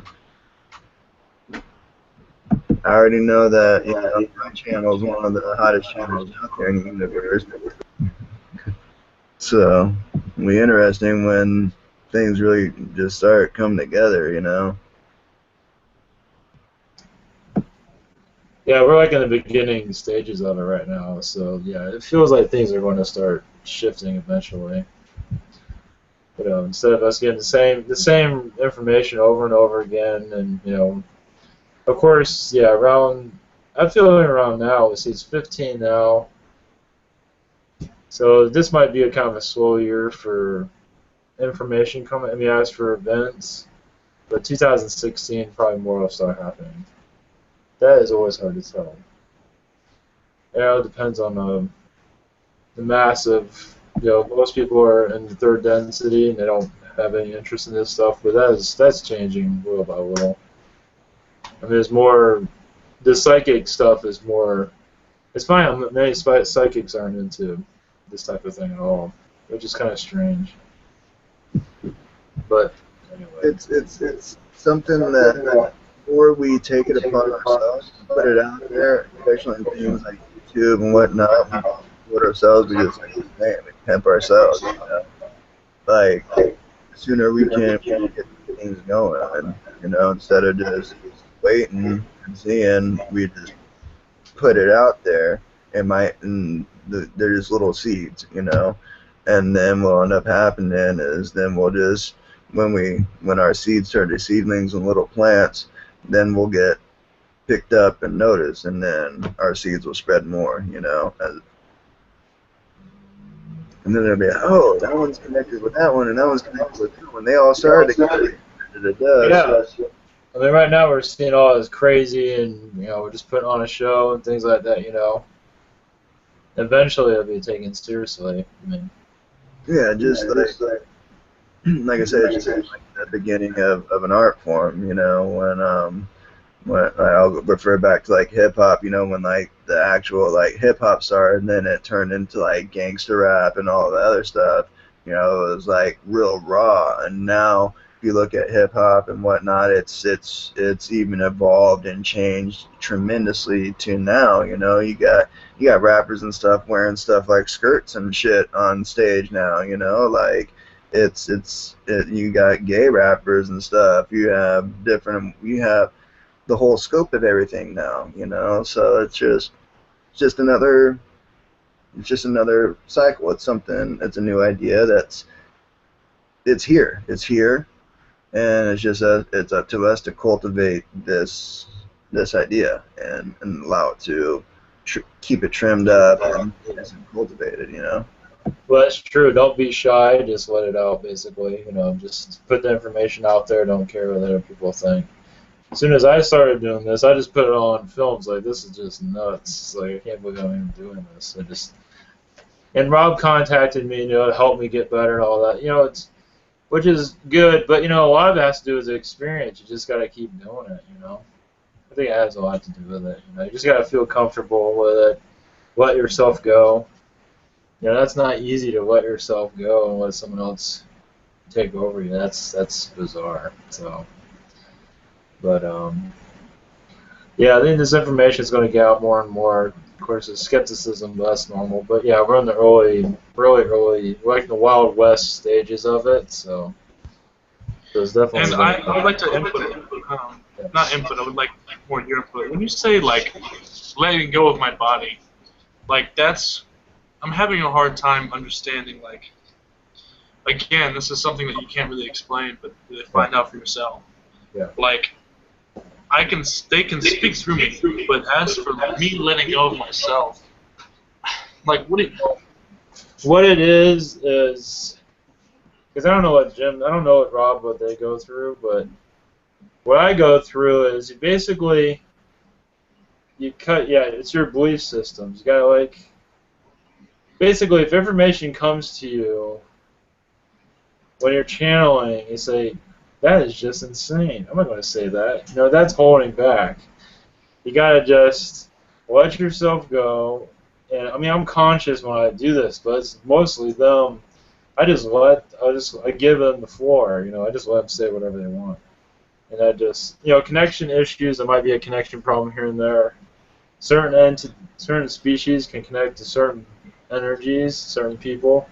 Like Yale seems to be able to connect better than Arcturian, but that different beings do different things. So, remember when, like, the day when you just let out that simple D's nuts joke, and I happened to be in like a meditative state, and all of a sudden the Moth Collective came through. You know what I mean? Like, that's a real. Can we move on? God damn it! Every time those guys come. That's just a real in the flow type thing where it's just, you know, like boom, it came through, and it was real raw. It was just real raw. It was relevant to the people that were there in the group. It was fun. It was uplifting. It was exciting. It was funny. Like, Sarah got mad at me, man. Let me tell you what. Y'all didn't understand, but Sarah got mad at me. Lucy got mad at me.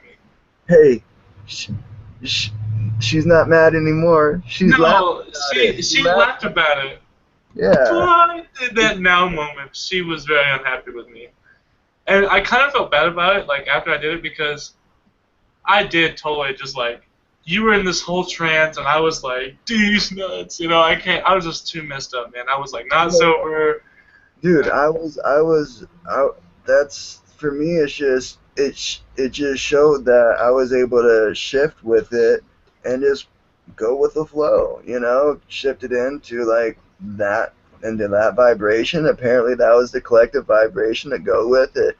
It was fun, it was uplifting, it was funny, you know. It was, I believe we were talking about shortly before that how laughter is like a loophole to like ascension, you know, like, you know. See, I wasn't even there for that. I just popped in and yeah, because that's something that, you know, like for me, you know, if you can laugh in the situation rather than cry in the situation, if you're able to laugh rather than, you know, cry or be angry or be sad or whatnot, wouldn't you rather laugh?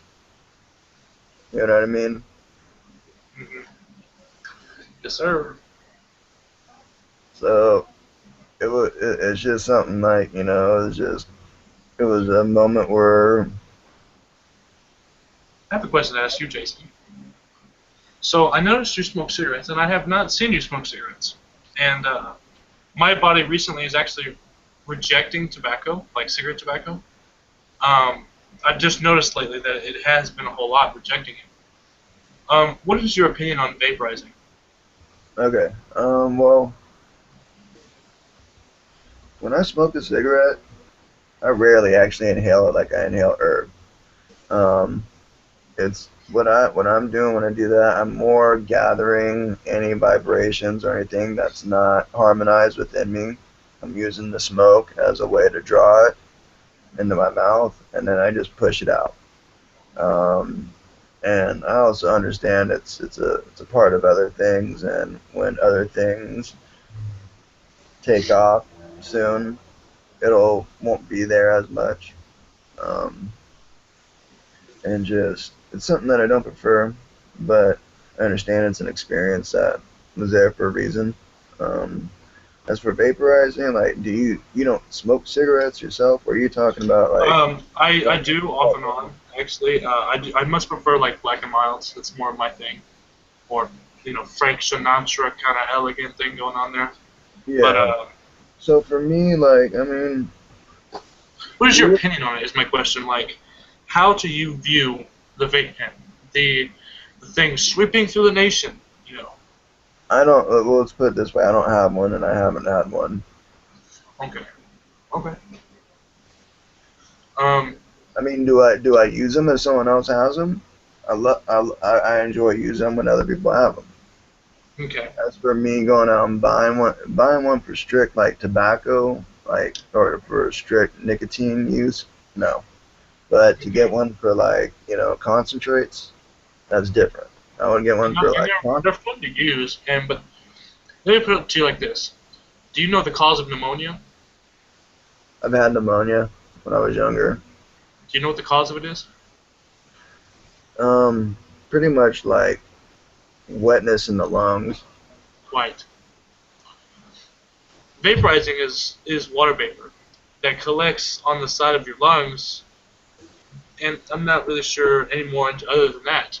But California made them illegal for a reason, and I'm just wondering. Illegal? Hmm? I didn't realize California made it illegal. California said, literally, I'm like on the one I bought from the store that was real cheap, and I quote on the side of the box, the state of California has outlawed this restriction due to like cancer and what do you call it, pregnancy deforming something like that. It's got a lot to do with stuff like that. Like maybe I'll find the exact quote. But. Well, because nicotine still has like carcinogens in it, so if it's still in the water vapor just will go into the air because it's just a liquid in gas form. So if you're vaping on the bus and little babies are around or someone's pregnant, they're essentially breathing in some of that vapor and shit too, especially if they're close enough. So it's just.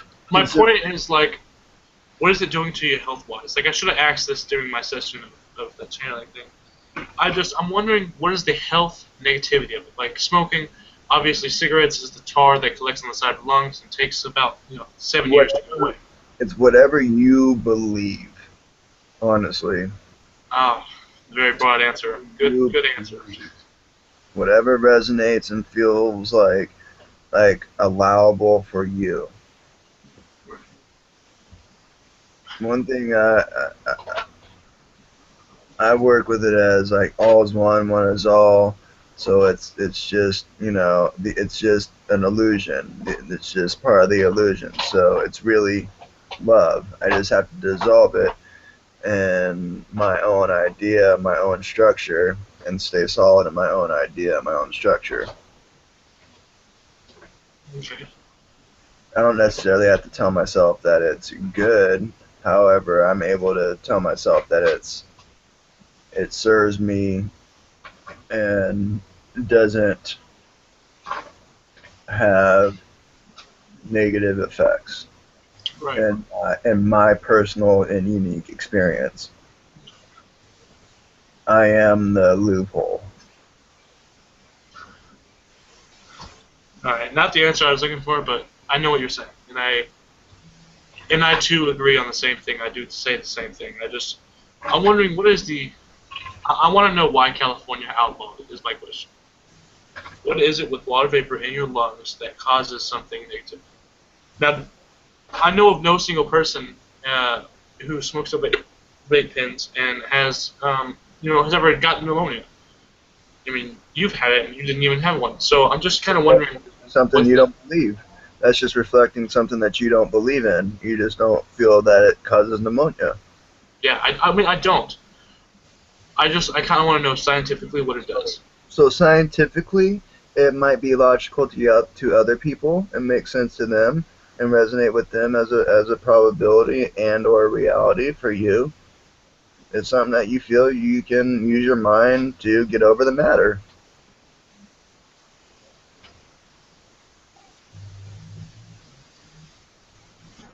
Hey, to change the subject, Nicholas was here last time, right? Is he just here every once in a while? I mean, that's the first time I've ever seen him. Well, when Hugo first started, he was pretty heavily involved. And then he had an experience that was explained to you recently, I believe, and then recently, probably around the time when I got back involved in February, was when he started kind of stepping back in and whatnot too. But I believe he's been like busy with work and just kind of getting back into like 3D life and and whatnot. So. And his words, if I may interject, was he connected with the being so strongly that it actually kind of took a hold of him for about a year, and that he's actually been living like that entity's life, and that entity has been living his for the past year. That he's just been switching places. What entity? What is it? I'm not sure. I don't know if he said or I don't know. He's an elf. An elf? Really? A wood elf. A wood elf. Yes. It was it negative or just? No, it was hot. Well, We'll say neutral. Controversial. Yeah. Okay. And you know how neutral can be, how gray can be. There's very many different shades of gray. 50 to be exact. Gosh. He's more of a combat elf. He just came down here whenever he connected with Nick. He's basically his higher selves. And they did something that nobody's done here on Earth as far as what they say. They literally switched souls, switched bodies for a year. And then they said at first they were going to be able to switch back. But then they found some way of doing that. And right now, Shandog is on the colony ships, the Aaron colony ships. And Nick is back in his body. Been a little bit of de-integration, maybe, if you will, for process for the last few months. It seems like no. Mm-hmm. Good way to explain it. Yeah, he's just saying that everything moves way too fast in the higher densities and the higher realms, because we're used to this low vibration, this manifestation that is on a slower wavelength. And whenever you go into the higher dimensions, everything is just like 100 times faster. Everything's instantaneously, and so he just couldn't. He just was, it's a little overwhelming. It's almost as if you have to live in a manner like, kind of like semi-off grid, if you will. You know what I mean? Where you aren't watching news, where you aren't, being bombarded by TV and all that type of stuff, where you aren't,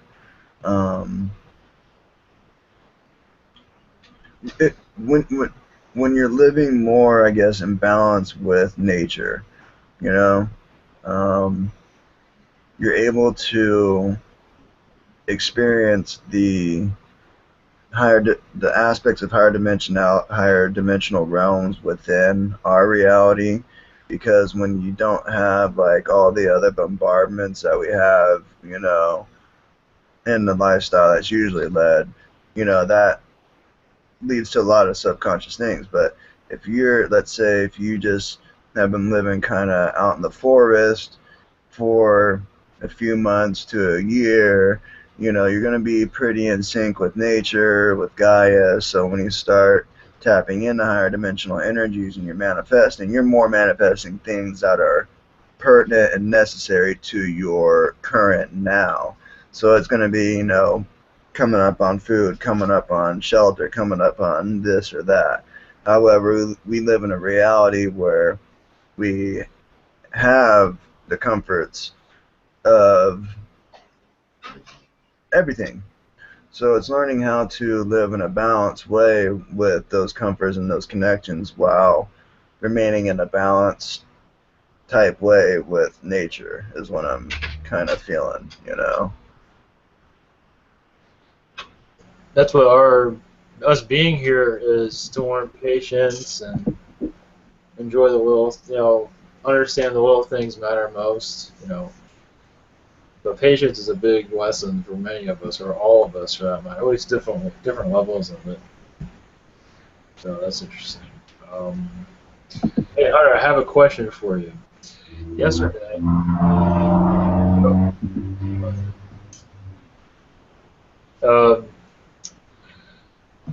Yeah, Hunter, I have a question.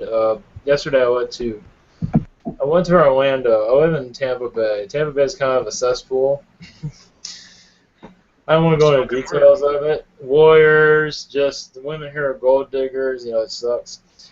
And if you do find one that's available, they're always, anyway, whatever. It's a drama city here. But anyway, I went to Orlando just as a spur moment, and it's very, there's a lot of people that move there, of course Disney, but not necessarily for that reason. But a lot of them are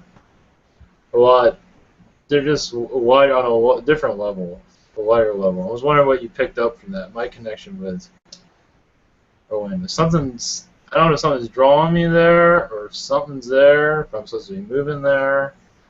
You're being attracted to Orlando, Florida? Yeah, something's there, like a message, or I'm supposed to be moving there, or something. Yeah.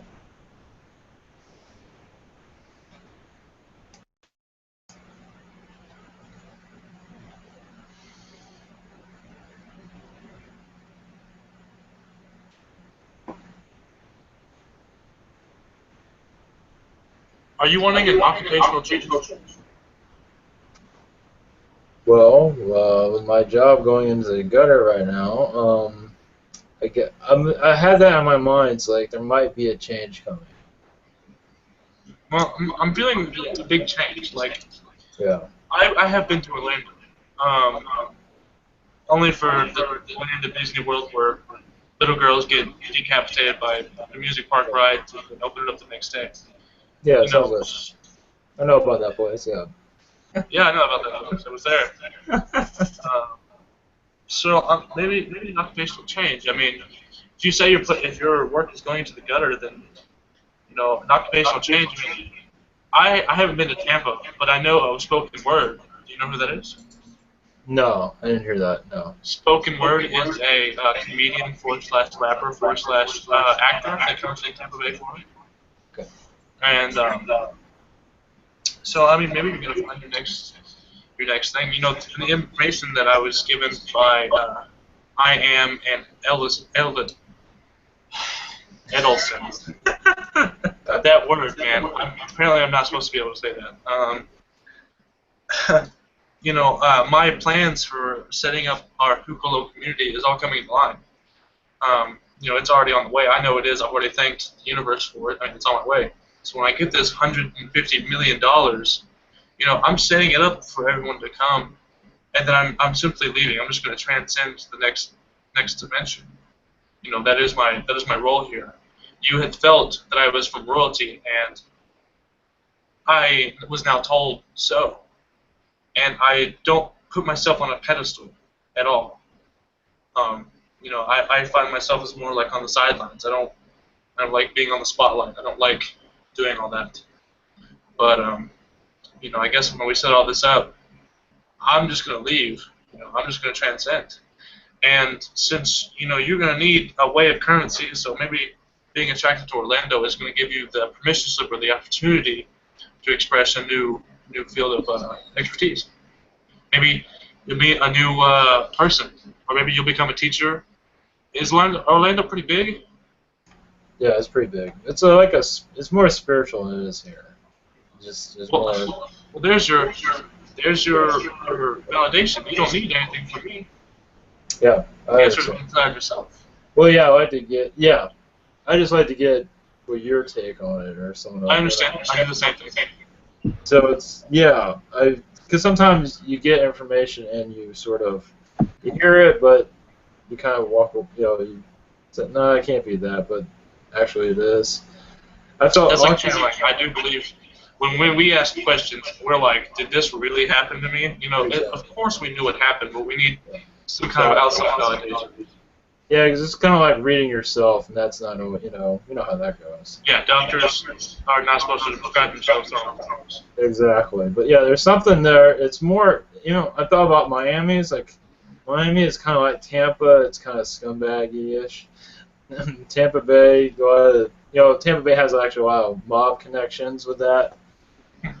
Even during the past, even now it has some, but before technology got to where it is now, it was pretty corrupt. I can still pick up on the corruption. Did I tell you I'm actually descendant of Al Capone? Yeah, I'm a descendant of Al Capone. My grandfather was Mexican mafia. I come from a long line of motherfuckers. Oh, we got the cat in. Yeah. Meow. Yeah, they're also fun. Okay, yeah, that's interesting. Yeah, so Orlando, yeah, I felt like occupation, chances are if I start making money on YouTube or something, or my numbers grow or something. Your numbers are huge. Like, the video that you just put up already has 7 views, and I have shared it with 2 people. Yeah. And then if I go to your channel, hang on, this number astounded me the other day. You had like some 200 subscribers, if I'm not mistaken. 230, I think. Yeah. I gotta tell you quick, guys. I gotta tell you real quick. Channeling, or Eric's mom from Channeling Eric, Dr. Lisa Metis, they had a video that they posted yesterday, and the title and discussion topic was, like, handling skeptics. Like, what are some, like, ideas in relation to this idea? Just, leading people to the door and, just letting them know that when they're ready to open it, that there's a big team and family of people ready and waiting, because there's no way we can really make people believe until they're ready to, and even if people are being drawn towards us and watching us and being like, I don't know, there's something in them that does feel that they do believe. It's just we haven't found that experience that will lead to them trusting and having faith in their belief of the idea that drew them to the experience with us. Any ideas from you guys in handling or relating with skeptics? I would be a pretty good example here. One of the reasons that I'm so eager to move out of my parents' house is because I'm in a room full of skeptics. My stepmother, who I have absolutely no relationship with, but I've known her for damn near 8 years now, all this scares her. My father, I have given him the reality ever since I was awake, ever since I've been giving him the reality that this is possible. And he has always believed, mediumship. He's always believed in ghosts, aliens, conspiracies. It's always been like this. And I give him the reality of, hey, Dad, this is what's possible. This is who I am. This is a much bigger game than you and me. But, I'm going to take us somewhere. And he's rejected that reality. So I have now completely let go of trying to, dealing with skeptics. The only thing I ever say is, what do you truly believe? It's all, belief systems, perspective matters. I mean, instead of asking, is this really real, why not ask, why do you think this isn't real? Why do you think that this is impossible? Instead of saying, this can't be possible. Why can't it be possible? The best answer to that question is to give another question. You're not there to prove anything to a skeptic, Hunter. You're just there to be, that's all. Exactly. I am just here to be. There it is, Ivan. Second time today. I said, I'm not living, I'm not dying. I just am. He just said, just be. I just am being. Yes, don't try to convince anybody. Just just put the information out, be yourself, and just leave it at that.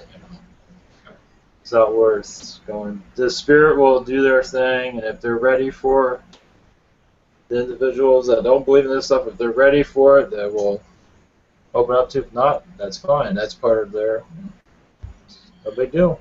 Well, like, I'll explain this with my own story as well, my own awakening. How my brother Tyler came to me a long time ago, and he says, Hunter, I'm on a whole nother level. I'm talking about manifesting your desires. And I was so three-dimensional minded that I was like, yeah, whatever that means. You know, and I didn't get a response back to him. He gave me a list of videos to watch. And there were 12 videos, each an hour long, by Kevin Trudeau. Is anyone familiar with Kevin Trudeau? Ivan, you are? Thank you. Finally, someone else who's familiar with that. This man is a wealthy man, very powerful. Has been with a lot of secret societies, and he's used to be a televangelist. I've actually saw some of his commercials recently about one of his books. And, you know, I have one of his books, or Tyler does. And so it took me 6 months to watch the first video on the law of attraction by Kevin Trudeau. 6 months. Don't expect it to be some speedy, quick, you know, thing. But once I started watching it, I was hooked. Like that. There was no going back. In my mind, this was the point of no return. You know, and to this day, I have not finished those 12 videos because there is no need to. Because I blasted off from my own willingness to change and teachability index. You know, my willingness to change was 10. My teachability index was 1. You could tell me anything, and I would comprehend it, and I would. I've heard the infamous portion. My bad. I didn't know it was. I was expecting to hear some awesome story. So, you know, when dealing with skeptics, and, you know, try to explain your own experiences. You know, I usually kind of start off with the law of attraction, not only because that was the one thing I started off with, but it's very relatable in a 3D manner. You give what you get. I start off with that. I'm a very, very low-dimensional person. You know, I say to them, I say, and I quote, I'm on some next level shit, you wouldn't really understand. And they go, come on now, let me, you know, test me, you know, let me see. I say, well, I'll start you off with the law of attraction. And they go, ooh, that sounds fancy. Well, of course it sounds fancy. It's new. I am the new friendship doctrine.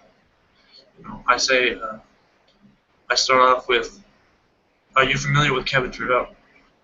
And they say no. And I say, how about Donald Trump? And they say, oh, I know Donald Trump. I say, don't you want all of his money? Oh, absolutely, yeah. But you want me to teach you how to get that? Well, how do you know? I said, well, you're just going to have to take a leap of faith. A leap of faith is in the very core of all human belief. You know, you have to take that leap of faith to even learn anything. You have to trust in who is your teacher. You need to trust on their experiences and listen to them for not what they're saying to you, but for who they are, and really get in deep into it. You know? So always start off on a very low dimensional level. Start off by saying, you know, hey, why don't you take a leap of faith? And at school, if it's a student, I say, who do you see me walking around in the hallway with? Nobody. Why? I mean, everyone knows me. I'm that cool guy. I'm that cool guy who walks in the hallway. Everybody know he creeping. You know, everyone knows me. But I walk alone. I say, what's up to everybody? I walk alone. Because we're recognized, and I'm the only one I see. So listen to me, not just because, you know, you think I'm cool, but listen to me for what I have to offer you in return for your own well-being and for your own life. You know, it always helps if you use some big words, and if there's someone who's just simply is going to reject everything you have to say, then that is for them to live. Then you must accept it. Unconditional love is something that even I cannot grasp, but I try my best to just accept it. I may not love you, but I will accept it. And I'll say that it's your journey, not mine. And that is all I have to say. Yeah, very good. Yeah, that's true. Yeah, it's yeah, I just received a message as you were doing that. Yeah, information will come in slowly, and more of it will come through for people that are ready for it. But information for everyone will be slow. Just very little bits so they can tap into it. That way if they resonate with it or they're not ready for it. That way they're not getting overloaded. It doesn't take away from their reality, but the information will go out to everyone about what is going on in true reality. It's up to them to accept it as reality or accept it as fantasy. So that's just up to them. And that is fine. So that is interesting. Probably should be wrapping it up if anybody has anything. It's getting kind of late, and I got some things I got to do. We'll be back here 8 o'clock Eastern for channeling, regular channelings, and probably the bear species will come through, maybe the moth one. What time is this? What day is it? Tomorrow, Monday, 8 o'clock. And the moth species, do you have anything to add for the moth species? Have they said anything to you, or you just see their presence, or how does that? The moths? They were funny. They were like Provocative. They were really? They were talking about like sex. Dragging these nuts all over your face. That moth. Okay. They were something else, bro. Like it's something that I look forward to another experience. I feel it's just something that it'll just be while we're just in the hangout, and then next thing you know, I'm gonna be gone, and they're gonna be here again, you know. Now, let me read the exact message. The last message they sent. Let me read the last message. Give me a minute to find it. But, let me give you a little taste of what they're like. Not the moth, the moth. Like moth? Yes, flying moths. Oh. Yeah. I know it sounds odd, but No. They're very lunar connected with the moon.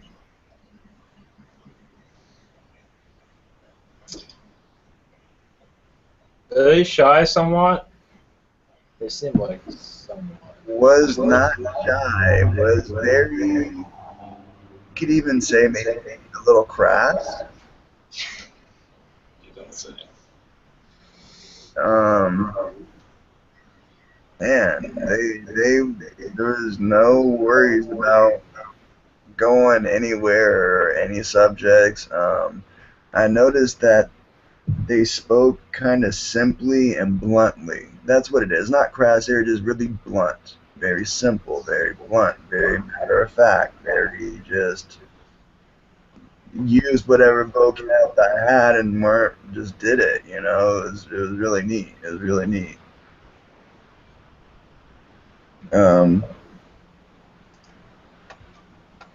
Feeling at night would be a good time to do it, you know, when it's a little darker, when the moon's out. But go ahead, Hunter. I'm trying to find this message, and I was wondering, do you remember when that was? Did I text it to you, or did I PM, or did I hang out? Oh, that's a good question. Did you text it to me? Yeah, I texted it to you, I'm pretty sure. You know, I am an old man at heart, guys. I mean, sometimes I may not sound like it. You put some technology in front of me, and I just... Sometimes I just act dumb. I don't know what's going on.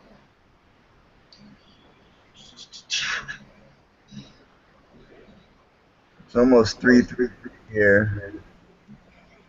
Hunter, I hate to see you run a VCR. Oh, that's more on my alley. VCRs. Please be kind, rewind. God, those things used to be like $500 and $1,000 and. Remember when VCRs when they started putting like DVDs and VCRs together, the combo packs? Everyone was like, yeah. No, I had one of those. That's how I first found out, because we had one of those. We did both. We did both. Dude, apparently I'm not supposed to read this because I can't find it. It was something about I have Mr. Salty and Mr. Sweet to drag on your face or something along those lines. That just gives you a little taste of what they say to me every time they come through. So that was, and same thing with Elvis, man. Elvis says ping pong, and those guys say balls. Yeah, it was a message that came through, and it was something. It was a play off the cheese nuts thing that started the whole thing. I said these nuts, and JC started speaking their language and said these nuts and thumbs up, and we all thought that was hilarious. And then they just went on about it, saying about they want to drag balls all over people's faces. Oh, jeez, great. It was.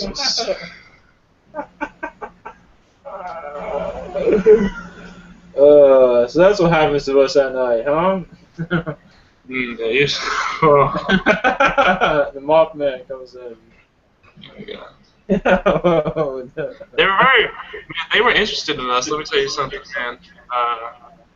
Like, I don't know what else we had crazy dreams after that, but I had crazy dreams after that. I won't share publicly because it's kind of embarrassing. But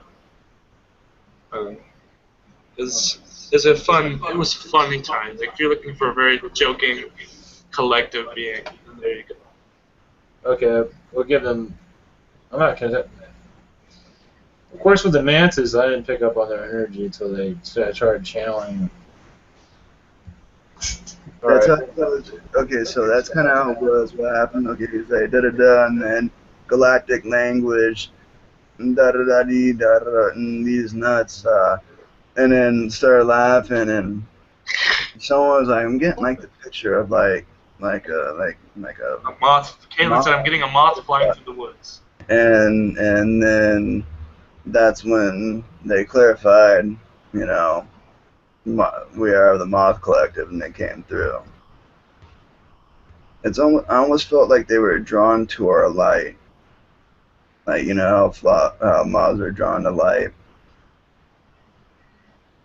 Now that they're familiar with us and familiar with them, I feel I've been feeling them more and more lately. Just picture me as like a humanoid moth. Just picture like a humanoid moth, and we'll work to bring their energy in one of these next times here.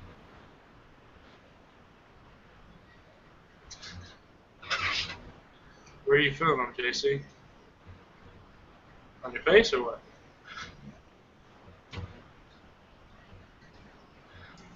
More like flutter.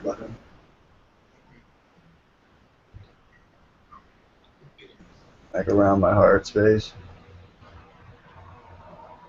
And then right around my third eye. And then I feel like I have like, you know how moths have like the feathery antenna? Mm-hmm. I feel like I have like feathery antenna coming out of my head. And like I have like these black horns that push. Like pattern type.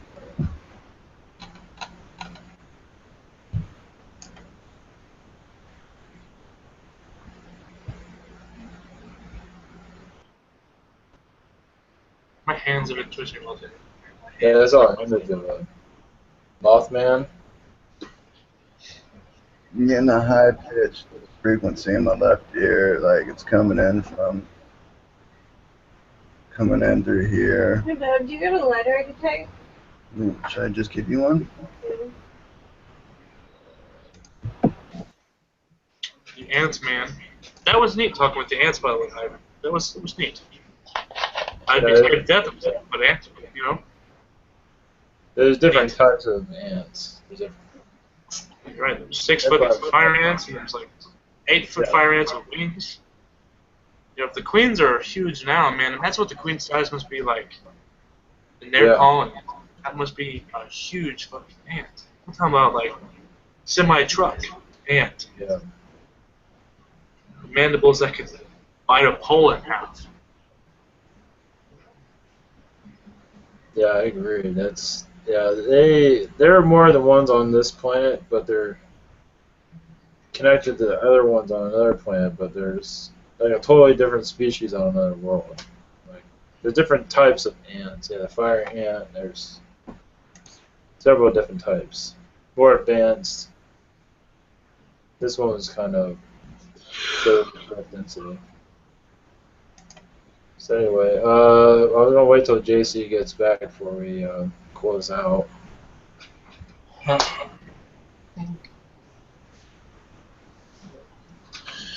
Hey, cool. GC pass out 2 times today. Yeah. And come back No, fast. I'm here. Just that's for some substance. Hey, motherfucker! I didn't pass out. I invited an entity to come into my body. Here. Take it. Difference. Difference. Yeah, in your world. I know what happened. I see what you. I mean, I can see what you see. That's false. I don't hear you. You have too much echo in my world. I was waiting for the snap. I was waiting for that. God damn. Wait for the Mothman to come. He'll fix all this. Mothman, you know, he'll clear all this out. You know, balls will be on everybody's face or whatever the hell it is. The mental image of the Mothman simultaneously flying over everybody's head. With snap. It's not a very good picture. Whatever it I don't is. want anything to part of that. No. Attention to the moths. If any testicles get on my face, I'm going to grab me a handful. So y'all better be ready.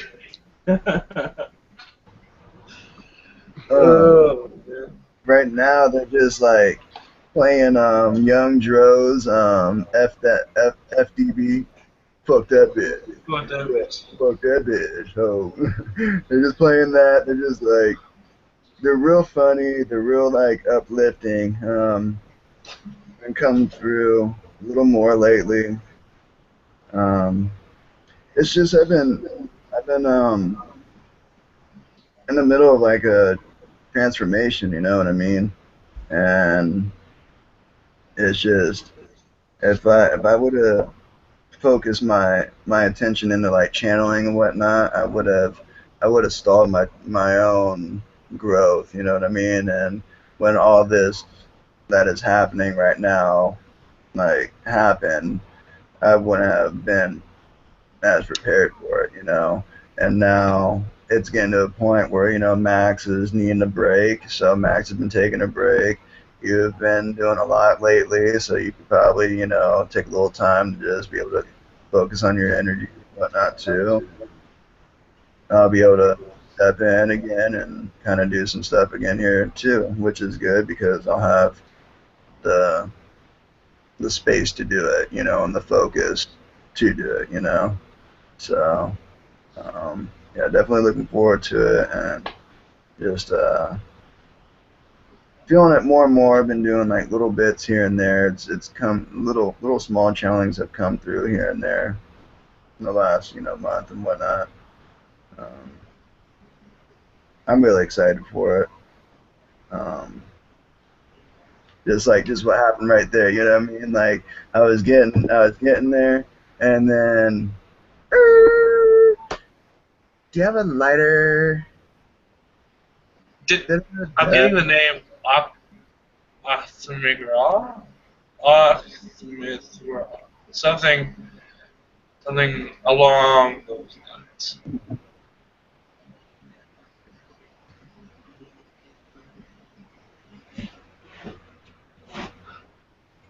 They like the song, by the way. Fuck that.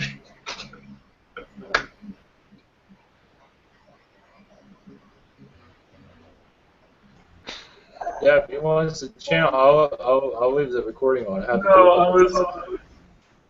They appreciated JC's joke.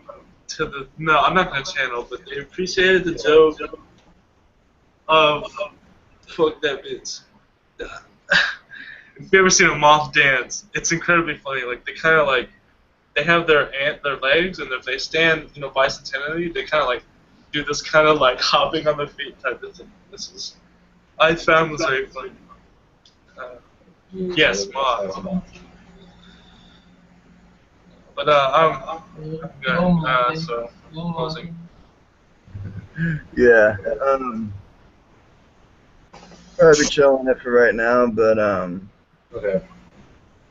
we'll I feel I'm like we'll be here soon. We'll be here soon. The time is getting to where I won't have the interruptions and whatnot. You know what I mean? Because it really fucking sucks. Like getting right there, like just like that moment right there. I felt it, and then to have like interruption and whatnot. So. Three-dimensional responsibilities. Yes. So. Oh, fucking cramp, man. God. Cramps, dude. They paralyze me sometimes. I'm sitting here trying to speak, and then they go, cramp, and I just lock up, and I go, oh, opera. All right. Let's wrap this up then. Anybody like to announce? Hey, JC, you want to put your channel out there? Yeah. If you just look up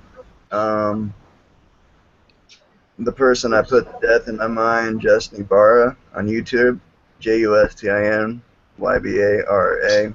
That'll lead you to the Diamond Crystalline Hangouts that are recorded and meditations.